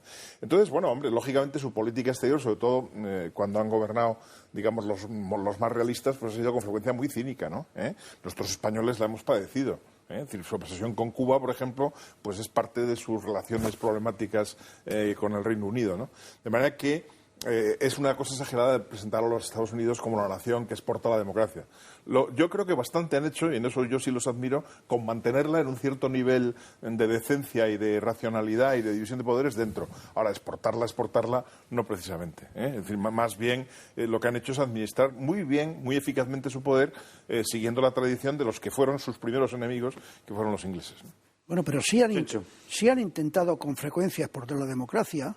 El experimento de Bush fallido en Oriente Medio, cuando invadió Irak, estaba motivado en buena medida desde el arma de destrucción masiva hasta el deseo de proteger a Israel, el petróleo, si me apura, pero también quería cambiar el mapa del Oriente Medio en el sentido de dar entrada allí a democracias por fin. El experimento resultó medio fallido, aunque ahora veremos si con la primavera árabe el el experimento reverdece. Pero por otra parte, esa idea de los americanos de que ellos son excepcionales y de que tienen una misión en el mundo, es que los acontecimientos han ayudado a que esa idea se fortalezca y florezca. Es decir, Estados Unidos es el país que ha acudido en 2 ocasiones a Europa, gastándose el dinero y poniendo boys en las playas que morían, chicos americanos, para salvar a Europa de 2 sistemas totalitarios. Y eso a ellos les ha dado una sensación de que ellos eran los salvadores del mundo. Y por otra parte, también ha tenido guerras que le han resultado traumáticas y que no solo no ha ganado, sino que la imagen que se ha dado para el americano medio es que la ha perdido. Me estoy refiriendo en concreto a Vietnam. Vietnam fue una guerra, de luego no la ganó militarmente, aunque la tenía casi ganada, pero fue una guerra totalmente traumática para una generación y que implicó una toma de conciencia de muchos intelectuales y muchos comentaristas americanos planteándose si Estados Unidos llevaba razón o lleva razón en su proyección exterior, en su política con Iberoamérica, etcétera, etcétera. Sí. Yo creo que tienen razón, estoy muy de acuerdo, tanto con José Luis González Quirós como con el embajador. Lo que pasa es que probablemente esa voluntad exportadora de la democracia tiene raíces más profundas. Tiene raíces un poco en lo que yo apuntaba en mi primera intervención, ya entrando sobre el tema. Ahí está el viejo puritanismo, ahí hay una especie de mesianismo que sigue estando presente, ahora secularizado.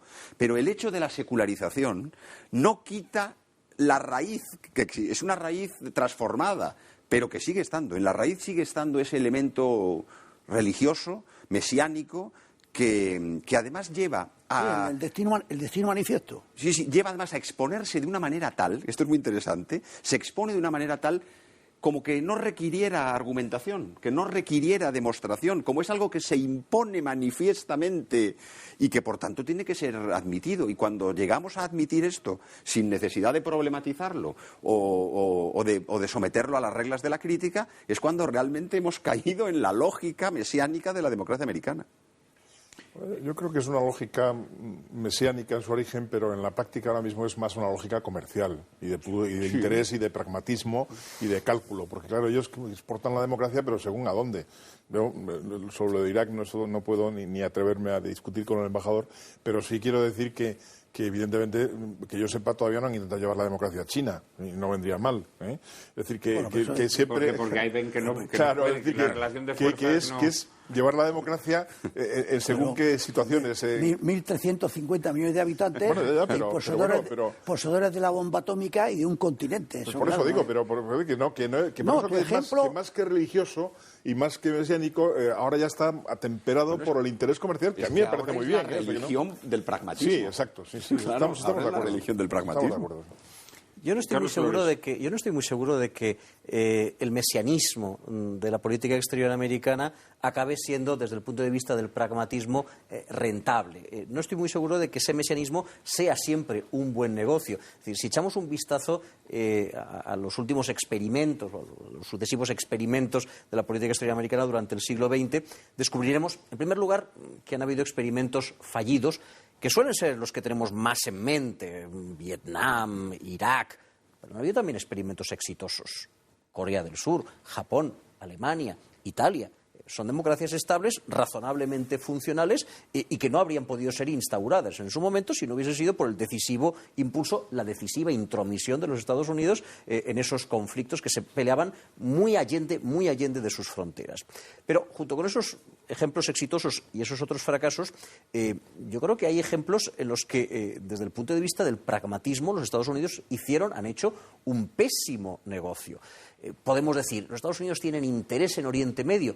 Perdón, con lo que los Estados Unidos llevan invertidos en Irak o con lo que llevan invertidos en Afganistán, habrían podido, suministrar petróleo gratuito a cada ciudadano americano durante los próximos 1000 años.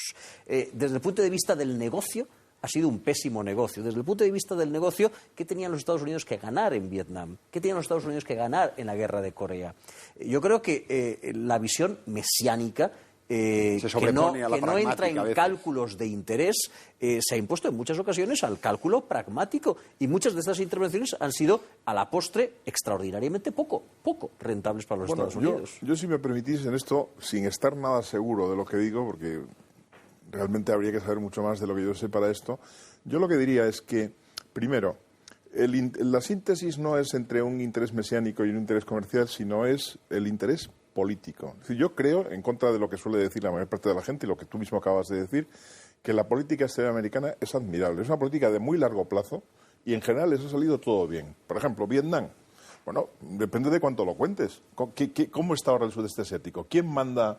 ¿Qué ha pasado con Asia? Pues Asia ha pasado a ser, que fue en su momento un continente amenazado de caer bajo el comunismo, que por muchas razones era una cosa temible y desastrosa, pues ahora mismo, en fin, es el emporio del capitalismo, está en manos de los americanos. Es decir, a largo plazo eso les ha salido maravillosamente bien. Es decir, que yo lo que está en manos de los americanos están en manos de Asia. Eso es otra cuestión. Pero quiero decir, está en manos de esta cosa. Hubo una generación traumatizada, sí, sin duda, y dividida. Sin duda. La sociedad americana se dividió profundamente por el tema de Vietnam, y estuvo traumatizada, padres contra hijos, derecha contra izquierda, pacifistas frente... Pero mejor yo tiendo a pensar, quizá me equivoque, pero que el Departamento de Estado americano hace las cosas a muy largo plazo. Es decir, un poco lo que decía Marx, ¿no?, de la política exterior de los zares, me parece que era una frase que tiene 2 estrellas, que no... Pues un poco esto creo que se puede decir de la política exterior americana. Son un imperio, y son un imperio que trabaja en el largo plazo, desde hace ya bastante tiempo. Es decir, cosa que no debe extrañarle a nadie. Es decir, dedican mucha inteligencia, dedican mucho esfuerzo, tienen gente muy brillante dispuesto a pensar en las cosas, y claro, nosotros vemos las acciones, pero no vemos cuál es el cálculo que hay detrás, ¿no? Por ejemplo, es un imperio que hace imperialismo, es decir, hace imperialismo, además, pero imperialismo en beneficio suyo, fundamentalmente. Claro, quiere convertir a las naciones en mercados potenciales de sus productos, de su cultura, quiere, digámoslo así, universalizar pues o esta religión a la que estamos aludiendo, o como queramos llamarla, o estos intereses pragmáticos. Pero yo no creo que el objetivo ahora principal de la política exterior sea conquistar mercados para Estados Unidos. No lo es tampoco, no. No es para colgar sus productos, porque una vez que hay el mercado van a entrar hasta los productos chinos que los de Estados Unidos. Los japoneses, los coreanos. Ahora estamos en una nueva fase, es verdad. O los de Vietnam. Sí, los alemanes. Pero es que yo creo que ahora Estados Unidos probablemente ha dejado de ser Claro. Es decir, probablemente Estados Unidos esté en un momento de decadencia, que a lo mejor todavía no percibimos, ¿no? Sí, pero como siempre ocurre, ¿no? Eso es lo que piensan los demócratas, los liberales americanos, o pensaban poco antes de la elección de Obama, ¿no? Es decir, el gran temor de la decadencia a la que había venido con Bush. A mí me parece una hipótesis, completamente desdibujada. O sea, yo creo que el siglo americano... Pero eso no lo sabemos. Por eso digo, o sea... Eso tendrán que pasar 100 años. Está por comenzar. Es decir, creo que las grandes operaciones, digamos, culturales, más que políticas de los americanos, les han salido redondas. Es decir, la paradoja de este país, que es el primer país antiamericano del mundo, según todas las encuestas, el primero, el segundo es Francia. ¿Te refieres? Nuestro es el primer, España. matízalo, quizá del mundo occidental. Bueno, sí, quizá eso Turquía es más antiamericana que España. De acuerdo, sí, del mundo occidental, efectivamente. Quizá y sin embargo, somos el país más americanizado de costumbres. Los chicos van a clase con vaqueros, llevan camisetas americanas, oyen música americana, ven cine americano. Pero es que eso ocurre en todo el mundo. Pero eso es lo que ha hecho. Pues eso les ha salido muy bien. Por eso te digo, es la religión americana, digamos, pero el antiamericanismo, que sí han predicado y evangelizado. El antiamericanismo en España es algo palpable, evidente y rampante. Este país es, sobre todo de la política exterior americana, es muy antiamericano. Y la actitud la ves sobre todo cuando hay un conflicto. Cuando hay un conflicto, si interviene Estados Unidos, inmediatamente surge un pacifismo benéfico de los españoles, que no es imposible, no se debe. ¿Cómo es posible que se permita? La ONU no interviene, Estados Unidos está haciendo lo que quiere. Loable, la actitud loable pacifista. Pero cuando en un conflicto no interviene Estados Unidos, entonces el español le importa un pimiento el derramamiento de sangre. Tienes el caso de Irak y tiene el caso de Ruanda. En Ruanda mataron a 800.000 personas a machetazos en 100 días. En España no hubo una pancarta. 4 días antes de la intervención en Irak por Estados Unidos, que aún no había muerto una persona, ya había miles y miles de pancartas en la calle. Es un poco raro. Ahora, ¿qué está ocurriendo con Siria? En Siria van 33.000 muertos, dicho por la ONU. El régimen de Assad ha bombardeado ciudades sabiendo que hay un montón de niños, ha torturado a niños. Rusia no vacila en decir en voz alta que tiene compromisos comerciales con Siria y que le tiene que seguir suministrando armas mientras no vence los compromisos comerciales. No hay una pancarta contra Siria, no hay una pancarta contra Rusia. Y están muriendo seres humanos. Bueno, pero ahí, de ese tema hemos hablado y ahí sí que no estoy de acuerdo contigo. Bien, dime cuál es la diferencia. Dime cuál es la diferencia. Bueno, la diferencia es que en Siria un régimen político tiránico y lo que tú quieras, pero que mantenía en paz su país. Sí. Y en donde, por ejemplo, los cristianos podían vivir medianamente, sí. Está siendo dinamitado por dentro por oscuras fuerzas islamistas. Van 33.000 muertos en un año y se ha torturado a niños. Está dándole Rusia armas. No sé si no sé quién habrá torturado a niños. Perdona, alguien va con una pancarta. Mira, el otro día han torturado a un obispo sirio los rebeldes. Muy mal. No, bien, pero no, es que eso... Pero bueno, ¿por qué el pasotismo y la inhibición cuando hay un conflicto en el mundo? La Unión Soviética... No, pero Obama está apoyando a los rebeldes. Obama está apoyando a los rebeldes. Muy mitigadamente. Con los GPS y toda la inteligencia... ¿Por qué la Unión Soviética invade Afganistán y no se levanta un dedo en España y en el mundo occidental? Un doble estándar. ¿Por qué? Porque los americanos con un estándar distinto. Que ver con atavismos. La única razón es que... Es nuestra historia, hemos sido un imperio y el último retazo de imperio... Y luego el encono ideológico en España que se proyecta también aquí. Es decir, en España hay una izquierda cerrilmente antiamericana y también una derecha cerrilmente proamericana. Bueno, tú estás explicando por qué. Y eso genera también una demogresca, digámoslo así, una demogresca que todo el mundo, para situarse ideológicamente, tiene que ser pro o antiamericano. Estás explicando por qué, pero el pacifismo español es lamentablemente totalmente selectivo.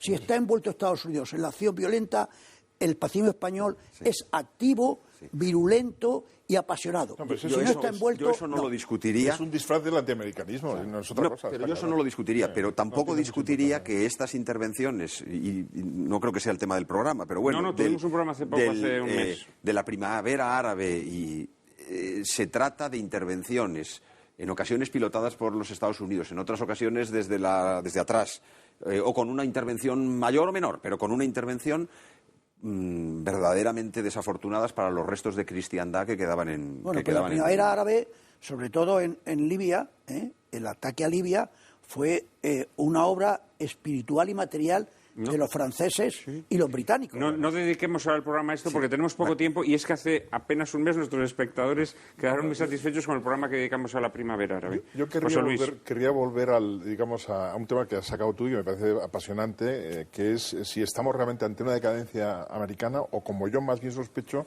estamos ante el inicio del auténtico siglo americano. Es decir, a mí me parece que en estos momentos las bases del poder americano son más firmes que nunca, porque son bases tecnológicas, culturales, militares y políticas. Nunca han estado tan fuertes como ahora. Independientemente de que ellos en algún momento se puedan sentir débiles o en crisis, como pasaba, ya te digo, hace 6 o 7 años, ¿no? Tienen una deuda monstruosa en manos de los chinos. Bueno, ya ves, pero no se la reclaman, es decir, menudo invento, ya me gustaría tener una deuda. Nosotros también. No, pero el problema es que ellos, nosotros nos la reclaman. El problema es que ellos dominan el mundo. Es decir, no se puede mover una barca de remos en el estanque del Retiro sin que lo sepa la Navy. Pasa que es complicado saber cuándo empieza la decadencia. Generalmente las decadencias empiezan en un momento de apoteosis y esplendor. Yo acabo de volver de Venecia, y ¿cuál es el gran momento de esplendor artístico de Venecia? Pues es el siglo XVI, siglo XV y XVI.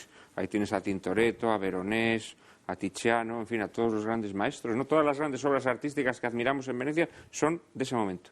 En ese momento Venecia se estaba quedando descolgada. El Mediterráneo se estaba quedando fuera y las nuevas rutas comerciales las estaban dominando los españoles, que eran las rutas del Atlántico, ¿no? Y justo en ese momento, sin embargo, se produce el mayor... Por eso digo que no sabemos... sí que lo que sí es evidente es que están ocurriendo cosas. Es decir, yo creo que la hegemonía que tenían los Estados Unidos, por ejemplo, en los años 70, 80, yo creo que no la tienen hoy. Y es que creo que hay dos cosas distintas. Para mi gusto es mayor hoy en día. Yo creo que hay dos cosas distintas. Una es la decadencia del modelo americano tal y como lo hemos conocido, tal y como está en el origen constitucional, tal y como está incluso en lo que refleja Tocqueville, y que llega probablemente hasta los años 80. Todavía Thomas Molnar, un húngaro que vivió allí, publicó un libro muy interesante que se llamaba El modelo desfigurado. los Estados Unidos de Tocqueville a Carter, o sea, que era la época de la presidencia de Jimmy Carter, en la que ya veía unas transformaciones tales en el modelo americano que era difícilmente reconocible con lo que había estado en los orígenes de la Constitución por los cambios sociológicos, constitucionales y de todo tipo que había habido. Pero una cosa es que pueda haber una decadencia del modelo, que haya habido transformaciones en sentido decadente del modelo, y otra cosa es que desde el punto de vista del poderío fáctico, este no se mantenga. Es evidente que desde el punto de vista cultural los Estados Unidos siguen siendo los amos del mundo. Absolutamente. Desde el punto de vista cultural, la americanización total del mundo, es que esto es indiscutible, es que la propia China está americanizada desde el punto de vista cultural. Nosotros luego podríamos discutir otras cuestiones, si es que esa americanización cultural no puede ser de algún modo un espejismo, a la larga, desde el punto de vista estratégico, económico, militar. Estos son otros problemas diferentes, yo no tengo competencia para hablar de ellos. Pero sí me parece que más allá de lo que estáis discutiendo, sí hay una decadencia del modelo norteamericano respecto a sus premisas y lo que ha sido su historia. Vamos a hacer una pequeñísima pausa y en apenas un minuto estamos nuevamente con todos ustedes.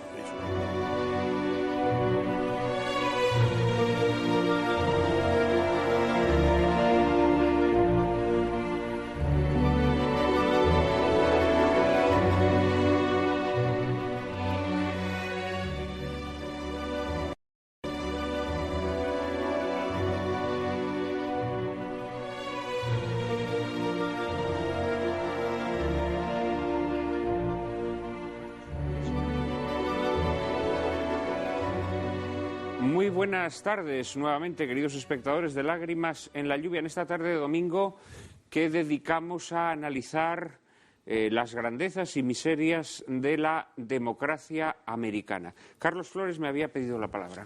Sí, bueno, yo quería comentar o introducir en el debate, por si os apetece centrarnos en este último compás al respecto de esta cuestión, una de las cosas que ha mencionado María en su introducción, el papel del dinero, de los grandes intereses económicos en la vida política americana. Yo sé que voy a contracorriente y cada vez que digo esto en clase mis alumnos ponen caras un poco extrañas. A mí me parece formidable.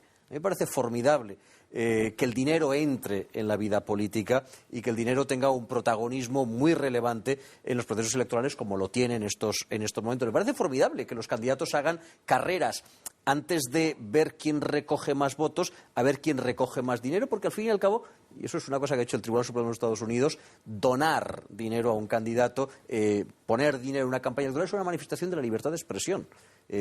La gente que no tiene dinero sale a la calle con una pancarta, la gente que tiene dinero firma un cheque, y las dos son maneras de respaldar políticamente una alternativa. Esto lo estás diciendo así en plan naif. No, y las dos me parecen muchísimo más saludables. Si la General Motors le da 10 millones de dólares o 100 millones o 1000 a un candidato presidencial, ¿tú crees que lo hace en un acto de libertad de expresión o lo hace para obtener unos beneficios? Naturalmente, para obtener unos beneficios que en última instancia redundarán en todos los trabajadores y en todos los empleados y en todos los accionistas de esa empresa, y que serán contrarrestados con otros 10 millones que pondrá otra empresa en favor del otro candidato. Y en todo caso, repito, me parece mucho más saludable ese sistema que el que rige en nuestro país, en donde las campañas son financiadas con los presupuestos generales del Estado, con los resultados de las últimas elecciones en la mano, que son los que dicen a tal partido le tocan tantos millones y a tal otro partido le tocan tantos otros, en una situación en la que, primero, se retroalimentan las posiciones de dominio de los distintos partidos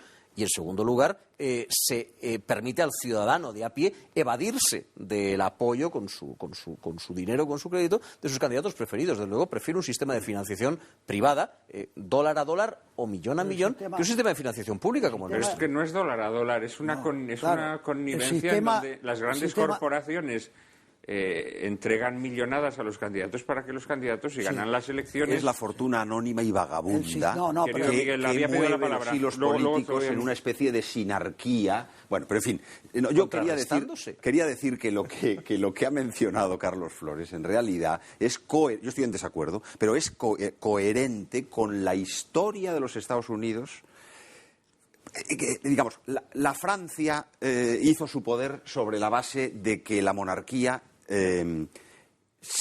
neutralizó al poder del dinero. En Inglaterra, por el contrario, la monarquía desapareció como una especie de coronación simbólica del poder de la oligarquía, de una oligarquía Whig que fue la que se enriqueció, la que hizo la revolución de 1688 y la que terminaron siendo Tories un siglo después, pero esto es producto de evoluciones sociológicas naturales. Después de haber arruinado a los pobres y a través del cierre de las fincas. Esto es un tema interesantísimo sobre la plutocracia en Inglaterra. ¿Qué se traslada a los Estados Unidos? En Estados Unidos la mentalidad Whig, la mentalidad de la oligarquía Whig, de los ricos, es la que domina la elaboración de la Constitución, la que domina precisamente todo el principio de separación de poderes y el principio de tolerancia religiosa, los dos grandes principios constitucionales que son de Locke. Locke es el ideólogo de la oligarquía Whig y es el ideólogo de la Constitución de los Estados Unidos. Y de allí viene el poder del dinero, es el verdadero poder en los Estados Unidos. A mí no me parece bien, ya lo he dicho, pero lo que no cabe es negarlo. Lo que no cabe es negar el hecho. Y como hecho, a mí me parece indiscutible hoy y me parece indiscutible en su retroterra, en sus orígenes históricos. El sistema e incluso, como decía Carlos, perdón, embajador, incluso mejor que lo contrario, porque aquí no solo es que haya financiación pública, es que hay también financiación privada, pero oculta y tramposa. Pero claro, bien, las deudas supuesto, que los partidos tienen con los bancos, ahí por lo menos, oiga, el tipo que da el último dólar está registrado. Y entonces hay algunas corporaciones, como tú dices, que se lo dan a los dos por si acaso, y otras que sencillamente se mojan por las razones que sean. Naturalmente, seguro que no van contra sus intereses, pero es que es legítimo que lo hagan. Es que aquí lo hacen también, lo que pasa es que aquí se pretende negar y se hace abiertamente. Eso, en ese sentido, tendrá, que yo no es una discusión en la que no quiero entrar, tendrá los defectos que se puedan predicar de una situación como esta desde un punto de vista teórico, que estoy de acuerdo. Pero de luego es mejor que lo contrario. Sí, una vez que el dinero interviene en la política, es sin mejor que intervenga abiertamente. Sin pretender otorgar ninguna carta de grandeza a una serie de documentales que se han hecho en los últimos años, pero hay un documental, por ejemplo, sobre la caída de Enron, ¿no? Y claro, ahí ves como Enron fue una empresa, una corporación que financió la campaña de los Bush, del padre sobre todo, y que luego obtuvo a cambio tratos ventajosos, ¿no? Y que además el agujero negro que fueron creando fue tapado desde la propia presidencia de los Estados Unidos. Manuel, entonces, esas oscuras connivencias... Eso es tan evidente como que hay muchos embajadores de Estados Unidos en países importantes que son embajadores porque han sido donantes al vencedor. Claro. Aquí hemos tenido 1 de cada 3 o 1 de cada 4 de los que vienen a España es un generoso donante al partido del presidente que gana las elecciones. El sistema de financiación americana evidentemente tiene esa parte buena que es casi transparente, porque ahora con la última legislación de los PAC ya no todo es transparente. Pero en la financiación privada sin límites puede tener efectos totalmente perversos. Por ejemplo, la Asociación Nacional de Rifle de Estados Unidos, que da enormes cantidades al Partido Republicano y muy pocas al Demócrata. ¿Por qué lo hace? Para que la legislación americana sobre el llevar armas no cambie. Por lo tanto, tiene un objetivo que para nosotros no es excesivamente santo, excesivamente edificante. Yo si fuera americano probablemente sería de la Asociación del Rifle, siendo europeo no lo soy, pero quiero decir que no tengo claro que no sea tan santo eso, o sea, es que hay que meterse en la cultura y en la historia americana y lo que eso ya lo habíamos intuido, José Luis. Oye, Miguel, antes has dicho que de alguna manera la democracia americana se cimienta sobre el poder del dinero, ¿no? Está la célebre frase evangélica, no se puede servir a Dios, señores, no podéis servir a Dios y al dinero. Una de las cosas que más impresiona a la gente impresionable es que los mandatarios americanos siempre tienen en la boca a Dios, ¿no? Que siempre que se reúnen para un congresito, pues rezan un Padre Nuestro, que llega Obama e invoca a Dios por activa, por pasiva, luego, por supuesto, obliga a los hospitales a abortar, a vender píldoras abortivas, etcétera, pero él no para de invocar a Dios. Esto a la gente le impresiona mucho, sobre todo a la derecha española así más camastrona. Se le cae la baba, ¿no? Porque dice, fíjense nosotros los laicistas que somos y los americanos que siempre están citando a Dios, etcétera, etcétera, ¿no? En realidad yo creo que esto entronca con con lo que tú decías, ¿no? Es decir, cuando Pero todas las religiones valen lo mismo, ninguna vale nada. A mí me llama mucho la atención que los Estados Unidos hayan logrado esa convivencia religiosa. En realidad es como una especie de Babel religioso, en donde yo creo que todas las religiones han sido despojadas de su sentido verdadero o falso, las que son falsas y verdadero la que es verdadera, pero que al final allí nada importa nada, ¿no? Y de ahí que se puedan hacer todas esas apelaciones sabiendo que vas a satisfacer por igual a todos. No sé cómo podéis explicar esta constante apelación a Dios y a la fe que les une. claro, porque es un pueblo más religioso que el español. Bueno, es un pueblo más religioso, que es el pueblo que ha exportado el aborto, que es el pueblo que ha exportado... Que exporta el aborto, eso es relativo. No, sí. Exporta el aborto los países nórdicos más que los americanos. No, vamos a ver. Yo me atrevería a decir que después de la Segunda Guerra Mundial, después de todas las matanzas y de las atrocidades que ocurrieron y de la eugenesia que se practicó en determinados países, si los Estados Unidos no hubieran dado el paso... Estados Unidos ha dado el paso de la píldora, no el paso de fomentar el aborto. Roe contra Wade del año 70. La píldora, el aborto, la homosexualidad, el reconocimiento legal de la homosexualidad, todo eso, no nos engañemos, es aquí, hombre. Forma parte del evangelio negro americano, ese evangelio que han predicado, a veces con bombas atómicas, a veces con la propaganda, a veces con la Coca-Cola. Estamos hablando de un país muy plural en donde no es incompatible. Estamos hablando de un país muy plural en donde no es incompatible nada de lo que dices tú con lo que está intentando decir Inocencio. Ya bien, pero yo lo que os quiero es que ¿cómo veis vosotros?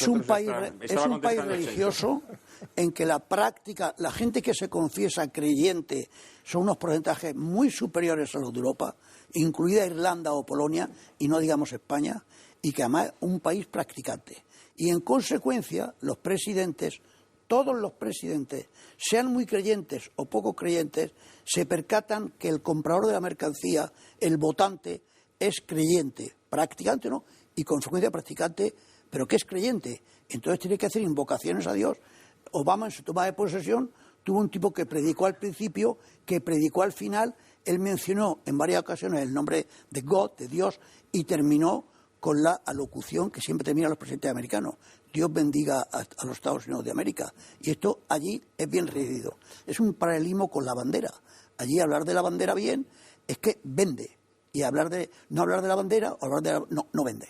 En uno de sus discursos electorales, Obama ha dicho así con todo el cuajo del mundo y con toda la tranquilidad. Ha mencionado que son un pueblo elegido, que ellos tienen que irradiar una luz desde lo alto de la montaña a todo el mundo. Pero todos los presidentes americanos creen que es un pueblo elegido. Han heredado eso a Francia.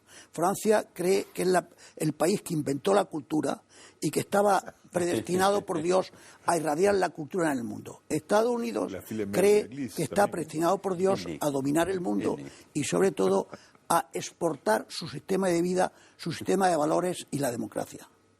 A ver, más ideas sobre este tema que os he planteado. No sé, bueno, con mucho gusto, sí. Vamos a ver, el asunto es verdaderamente difícil de aprender. El embajador creo que ha tocado unos aspectos que se imponen, que entran por los ojos, vamos, que los hemos visto todos. Lo que pasa es que la lectura de esos signos tan evidentes y que entran por los ojos a veces es un poco más problemática. Por ejemplo, si nos remontamos, y perdón porque estoy remontándome siempre a los orígenes hoy en mis intervenciones. Bueno, pero está bien, porque si no ponemos, como decía un maestro tuyo, cadalsos a las consecuencias y tronos a las causas. Sí. Hay que ir a los principios a veces. Si nosotros nos vamos a los orígenes, nos encontramos con que la Constitución de los Estados Unidos pretende la separación de la Iglesia y el Estado, de las iglesias y el Estado, como medio de anularlas, es decir, como medio equivalente a la división de poderes en el ámbito del poder político. Incluso hay un texto hay un documento internacional, un tratado internacional. O contrapesarlas, pues supone que los poderes lo que tratan es pero en ese contrapeso se anulan. Evitar las guerras de religión también, es que hay que ponerse en el contexto. Es decir, que todo tiene sus dos lecturas, es decir, o sea, la guerra de religión es una cosa que ha sido... los puritanos salen corriendo de ahí con... Claro, los puritanos son sectarios que huyen de una secta, que huyen de su secta y se trasladan a los Estados Unidos siendo sectarios y entonces, pues de ese espíritu sectario construyen un espíritu, ¿no? Un espíritu nuevo. Pero el Tratado de Trípoli, si no me confundo, de 1797 ya dice: los Estados Unidos no se fundan en modo alguno en la religión católica, en la religión cristiana, en el cristianismo. Es decir, hay una pretensión desde el inicio de obviar cualquier herencia cristiana. Hoy cualquier conservative nos diría lo contrario, nos diría que la herencia moral, el patrimonio moral cristiano de Estados Unidos es indiscutible. Judeocristiano. Sí. Pero lo del judeocristianismo es un invento bastante tardío. Esto es una cosa ya del siglo XX y diría que de los años 40, 50 del siglo XX. Antes no se hablaba de judeocristiano, se hablaba solo de cristiano. Y yo creo que de todo este humus es de donde sale esa especie de religiosidad particular de los Estados Unidos, emotiva, deísta, que además se alcanza a todos por igual. Los católicos norteamericanos, yo no puedo entrar a juzgar sus conciencias, de internis neque ecclesia judicat, de lo interior no juzga ni la Iglesia, pero que sociológicamente son tan protestantes como los protestantes, no tengo la menor duda. Claro, y aquí es donde radican una serie de problemas, que son los que León XIII abordó en Testem Benevolencia, la carta al cardenal Gibbons, el cardenal de Baltimore, que citaba María al inicio, o en la encíclica de 4 años antes, de 1895, del propio León XIII, donde condena el americanismo, que es un ensamblaje de cosas, el activismo, el naturalismo, pero también la separación Iglesia-Estado. Es decir, hoy, en cambio, tiende a verse, Ratzinger el primero, en documentos antes de ser papa, tienden a ver la situación de la religión en Estados Unidos como la ideal, muchas gentes bien pensantes, contra la condena clarísima, neta y además muy fundada de León XIII en este punto. Bueno, vamos a ver. Claro, es que estos temas son oceánicos, ¿no? Son oceánicos. Vamos a intentar ser sintéticos. Yo de nuevo vuelvo a decir un poco lo que hablábamos antes a propósito de la financiación, ¿no? Es decir, a mí me parece que el papel que juega la religión en la vida pública de los Estados Unidos es más positivo que negativo. Aunque admita la lectura que haces tú de que eso pueda ser visto incluso como una especie de máscara hipócrita. A mí me parece que tiene mucho que ver con la conciencia de la limitación del poder, que por cierto es la función política fundamental que a lo largo de la historia ha ejercido la invocación a Dios como parte integrante del poder político. Es decir, Dios es un limitador del poder del que es, de otra manera, sería omnipotente. O sea, el podernos referir a Dios antes de la modernidad era una manera de decirle al rey, oye, tú no tienes todo el poder. O sea que esa función, estoy hablando muy en general, pero creo que sigue vigente. No. Y me parece... No, porque ahí se niega totalmente el papel de la ley natural. Pero es que esa es otra cuestión. Es que tú, si es que lo acabas de decir, tú acabas de llamar a los católicos americanos protestantes. Es que tú, yo respeto mucho tu manera de pensar, pero no la comparto. Es decir, si tú entiendes que el catolicismo es el catolicismo a la europea. Yo creo que el catolicismo americano es perfectamente católico, absolutamente católico. Lo que pasa es que tiene una manera de comportarse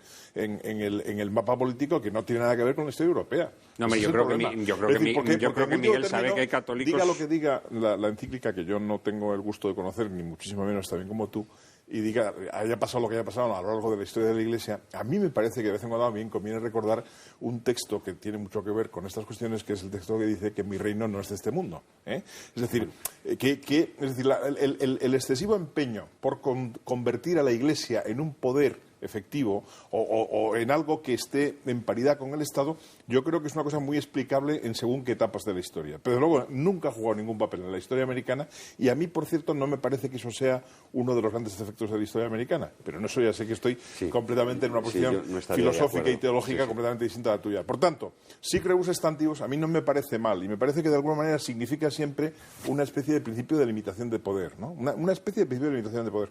Y una especie de reconocimiento... apelación retórica, más bien, te sí, estás refiriendo. pero es que la retórica no es nunca gratis. Es decir, dime de qué hablas y te diré qué sientes, ¿no? También se puede decir dime de qué presumes y de qué careces, pero yo creo que eso es importante. Es decir, que haya una cierta conciencia pública de que Dios, de alguna manera, aunque no lo podamos convertir en un legislador e incluso lo hayamos apartado pudorosamente de nuestras para evitar guerras y follones, porque es que la teología ha dado lugar a muchas querellas, ¿no? Pero que Dios, de alguna manera, está más allá de lo que es el poder temporal, está más allá de tal, y que es algo a lo que debemos invocar, a mí eso no me parece nada mal. Y yo, de nuevo, sencillamente lo envidio. Es decir, me parece mejor vivir en un país en el que los políticos, aunque sea hipócritamente, pero tienen que reconocer que hay un poder que está por encima del suyo, que no en lo contrario, es decir, no en que aquí tengamos unos legisladores que de repente nos quieren dictar cuál tiene que ser nuestro código moral. Eso sería absolutamente inconcebible. Pero, José Luis, es que no hay ningún poder que esté por encima del suyo. ¿Cuál? Sí que lo hay, sí. Más allá de el poder de la conciencia, la libertad de la religión, sí que lo hay. Mira, claro que sí. Y el hombre religioso americano, como ha dicho el embajador, es muy religioso. Y el católico americano es mucho más católico en la práctica que el católico europeo. Se toma mucho más en serio las normas y los... al menos eso yo creo, al menos los que yo he conocido. ¿Querías decir algo puntualmente? No, yo ya he hablado bastante. Carlos. Yo estoy de acuerdo contigo, salvando aquello de que no está bien tomar el nombre de Dios en vano, que más vale apelar a Dios en un discurso o pedirle ayuda a Dios después de tomar posesión como presidente de los Estados Unidos, que apelar al demonio o que decir yo solo me las apañaré, no necesito apoyo de ninguna divinidad. Pero en cambio discrepo cuando dices que esa invocación tiene consecuencias. No, es una invocación absolutamente gratuita. Es una invocación absolutamente gratuita que no obliga a nada, que no ata de ninguna de las maneras y que no tiene ninguna consecuencia. Es decir, en un país en donde no hay una religión mayoritaria, por lo tanto esa invocación a Dios no te vincula necesariamente a una determinada religión. Puedes invocar a Dios siendo judío, siendo protestante, siendo mormón, siendo católico, siendo musulmán, etcétera, etcétera, y utilizar esa misma palabra, Dios. En un país en donde, aunque hubiese una iglesia mayoritaria, esta está separada del Estado, no tiene capacidad de influir sobre el rumbo de la política estatal. Y en un país en donde, además, hay una larga tradición de mantener la disciplina religiosa fuera del ámbito político, invocar a Dios es absolutamente gratuito. Es decir, después de haber hecho esa invocación a Dios, después de haber hecho esa petición de ayuda a Dios, ¿qué? ¿A qué te obliga eso? ¿A qué te condiciona? ¿Qué te impide hacer? ¿Qué cosas podrías hacer si no hubieses invocado a Dios que dejas de hacer después de esa invocación? Ninguna. Pero ese Dios... Es una cuestión cosmética. Que me parece mejor esa cosmética que otra. Es un Dios multiusos al que se invoca, el Dios mormón, el Dios cristiano, el Dios del Hare Krishna, ese Dios que ampara bajo su paraguas a todos Non-denominational, dirían ellos. Sí, pero en realidad que todas esas religiones a las que se trata de halagar invocando a ese Dios multiusos, todas esas religiones o casi todas condenan las cosas que Obama legaliza o impulsa o promueve o financia. Sí, pero... Con lo cual... Sí, pero en la otra vida. En la otra vida, no en esta. ¿Mejor invocar a Dios que al demonio? Hombre, nadie invoca de forma tan sabia y exacta a Dios en la Biblia como el demonio. Recuerda el pasaje de las tentaciones de Cristo. El demonio es el mejor biblista que hay, ¿no? Creo que estás demonizando un poco de más Obama. Eso de Sí, eso de que Obama promueve, financia, fomenta... muy poquito de lo que está diciendo, muy poquito. Muy poquito. Pero yo quería decir otra cosa, hablando de la Constitución, dado que la hemos mencionado, la hemos mitificado, aunque no es un documento religioso, porque es un documento, pero tiene un carácter laico-religioso que al mismo tiempo arranca con una gran dosis de hipocresía. La Constitución americana. La Constitución americana no solo no confiaba en que la gente eligiera al presidente y se inventó el colegio electoral, sino sobre todo es que dejó fuera, empieza diciendo, todos los hombres son creados iguales, y resulta que en esa época los esclavos eran considerados objetos, no eran considerados iguales. Y el gran padre de la Constitución americana, el señor Jefferson, que era un demócrata, pero también un demócrata selectivo, enorme demócrata, enorme pensador, enorme filósofo, poeta, botánico, pero tenía un montón de esclavos, tuvo hijos con una esclava, 4 o 5 hijos, y no los emancipó hasta que él se murió en su testamento. Y así eran todos los padres de la Constitución americana. Me está reconociendo que lo que yo digo de Obama se podría decir de los padres de la patria. No, es que estoy hablando de los padres de la patria. El mal está en el origen. Estaba basada en una gran hipocresía, porque los esclavos, todos los hombres son creados iguales, y sin embargo había esclavos que no eran iguales. O sea que nace con una gran hipocresía la Constitución americana. No quería demonizar a Obama en modo alguno, entre otras razones porque no creo que Obama sea ni mejor ni peor que otros, ¿no? Sí que es verdad que Obama tiene una carga de civilino cinismo verdaderamente... Tampoco lo creo. Circula por YouTube un vídeo verdaderamente estremecedor de Obama, en el que Obama explica cuál es la actitud de los Estados Unidos ante la religión, ¿no? Y entonces pone el ejemplo del sacrificio de Abraham y de Isaac. Y entonces él dice que es que el Estado está obligado a impedir que Abraham mate a Isaac, ¿no? De alguna manera... lo dice con un cinismo tal, ¿no? Y además es tan ofensivo para las creencias de judíos, de cristianos, que te das cuenta que luego sus invocaciones a Dios son absolutamente falsas. No creo que sea un cínico y, desde luego, para acomodaticio, cambia chaquetas y poner cara con arreglo a lo que es conveniente en cada momento, el señor Romney es mucho más que el señor Obama. No quiero que en este programa se deduzca que en modo alguno yo voy a apoyar a un mormón, que además está respaldado. Esto sí que es un potaje, porque habría que hablar del potaje mental que tienen los americanos. Por el segundo de Romney, que se confiesa católico y dice que su escritora favorita es Ayn Rand. Ayn Rand, claro que sí. No se puede ser católico y tener como escritora favorita a la Rand, que es una escritora anticatólica furibunda. Pero como es una cosa locoide. Como mucha derecha americana, esa señora es su... De hecho, hay católicos... El individualismo feroz y depredador de Ayn Rand es profundamente anticatólico, ¿no? Chris, además de pedante. Por aquí ya tenemos que ir terminando. Miguel, a mí no me gusta brevemente. Por añadir algo más en relación con el asunto. Ya muy brevemente. ¿Todavía con el asunto religioso? Sí, o de cualquier otro. Ya tenemos que ir cerrando el programa. Tenéis un minuto. Bueno, pues vamos a ver. Hacer una pequeña... Sí. No malicia. No maldad. Digamos, no me quedaría a gusto si no comentara una frase de José Luis que no he querido hacer para no interrumpir demasiado el debate, y es: mi reino no es de este mundo. No, mi querido amigo, mi reino no es de este mundo no quiere decir eso. Mi reino no procede de este mundo, no es originario de este mundo, no quiere decir que no esté llamado a encarnarse, a esparcerse por este mundo. Fíjate, la frase dice que no procede, pero sí. yo sigo. Sí, tienes toda la razón. Ahí te doy la razón. Desgraciadamente tenemos que dejarlo aquí. La verdad es que es una pena, porque creo que ha sido un programa sabrosísimo, y emplazo a los 4 invitados a seguir hablando sobre la democracia americana, sobre distintos aspectos de la política americana en ediciones sucesivas de Lágrimas en la lluvia. Muchísimas gracias a los 4 por vuestras valiosas aportaciones. Muchísimas gracias a todos ustedes que semana tras semana están ahí respaldándonos. En apenas un minuto, María Cárcava y yo mismo les anticiparemos el asunto de nuestro próximo programa.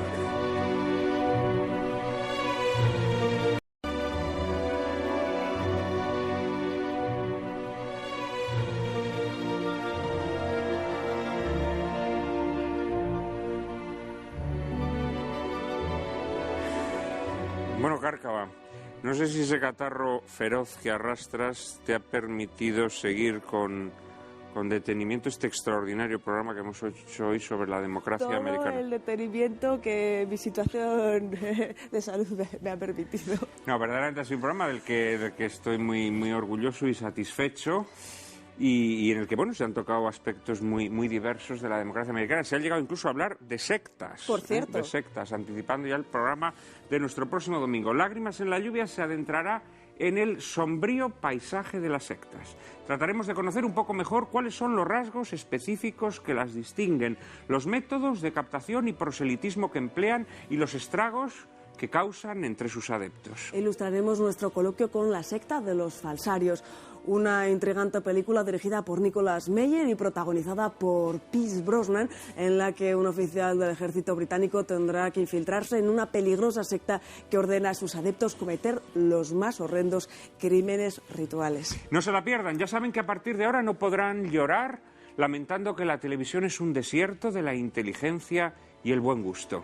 Ahora ya pueden refrescarse en el oasis que les brinda Lágrimas en la lluvia, todos los domingos a las 4 de la tarde, aquí, en Intereconomía Televisión.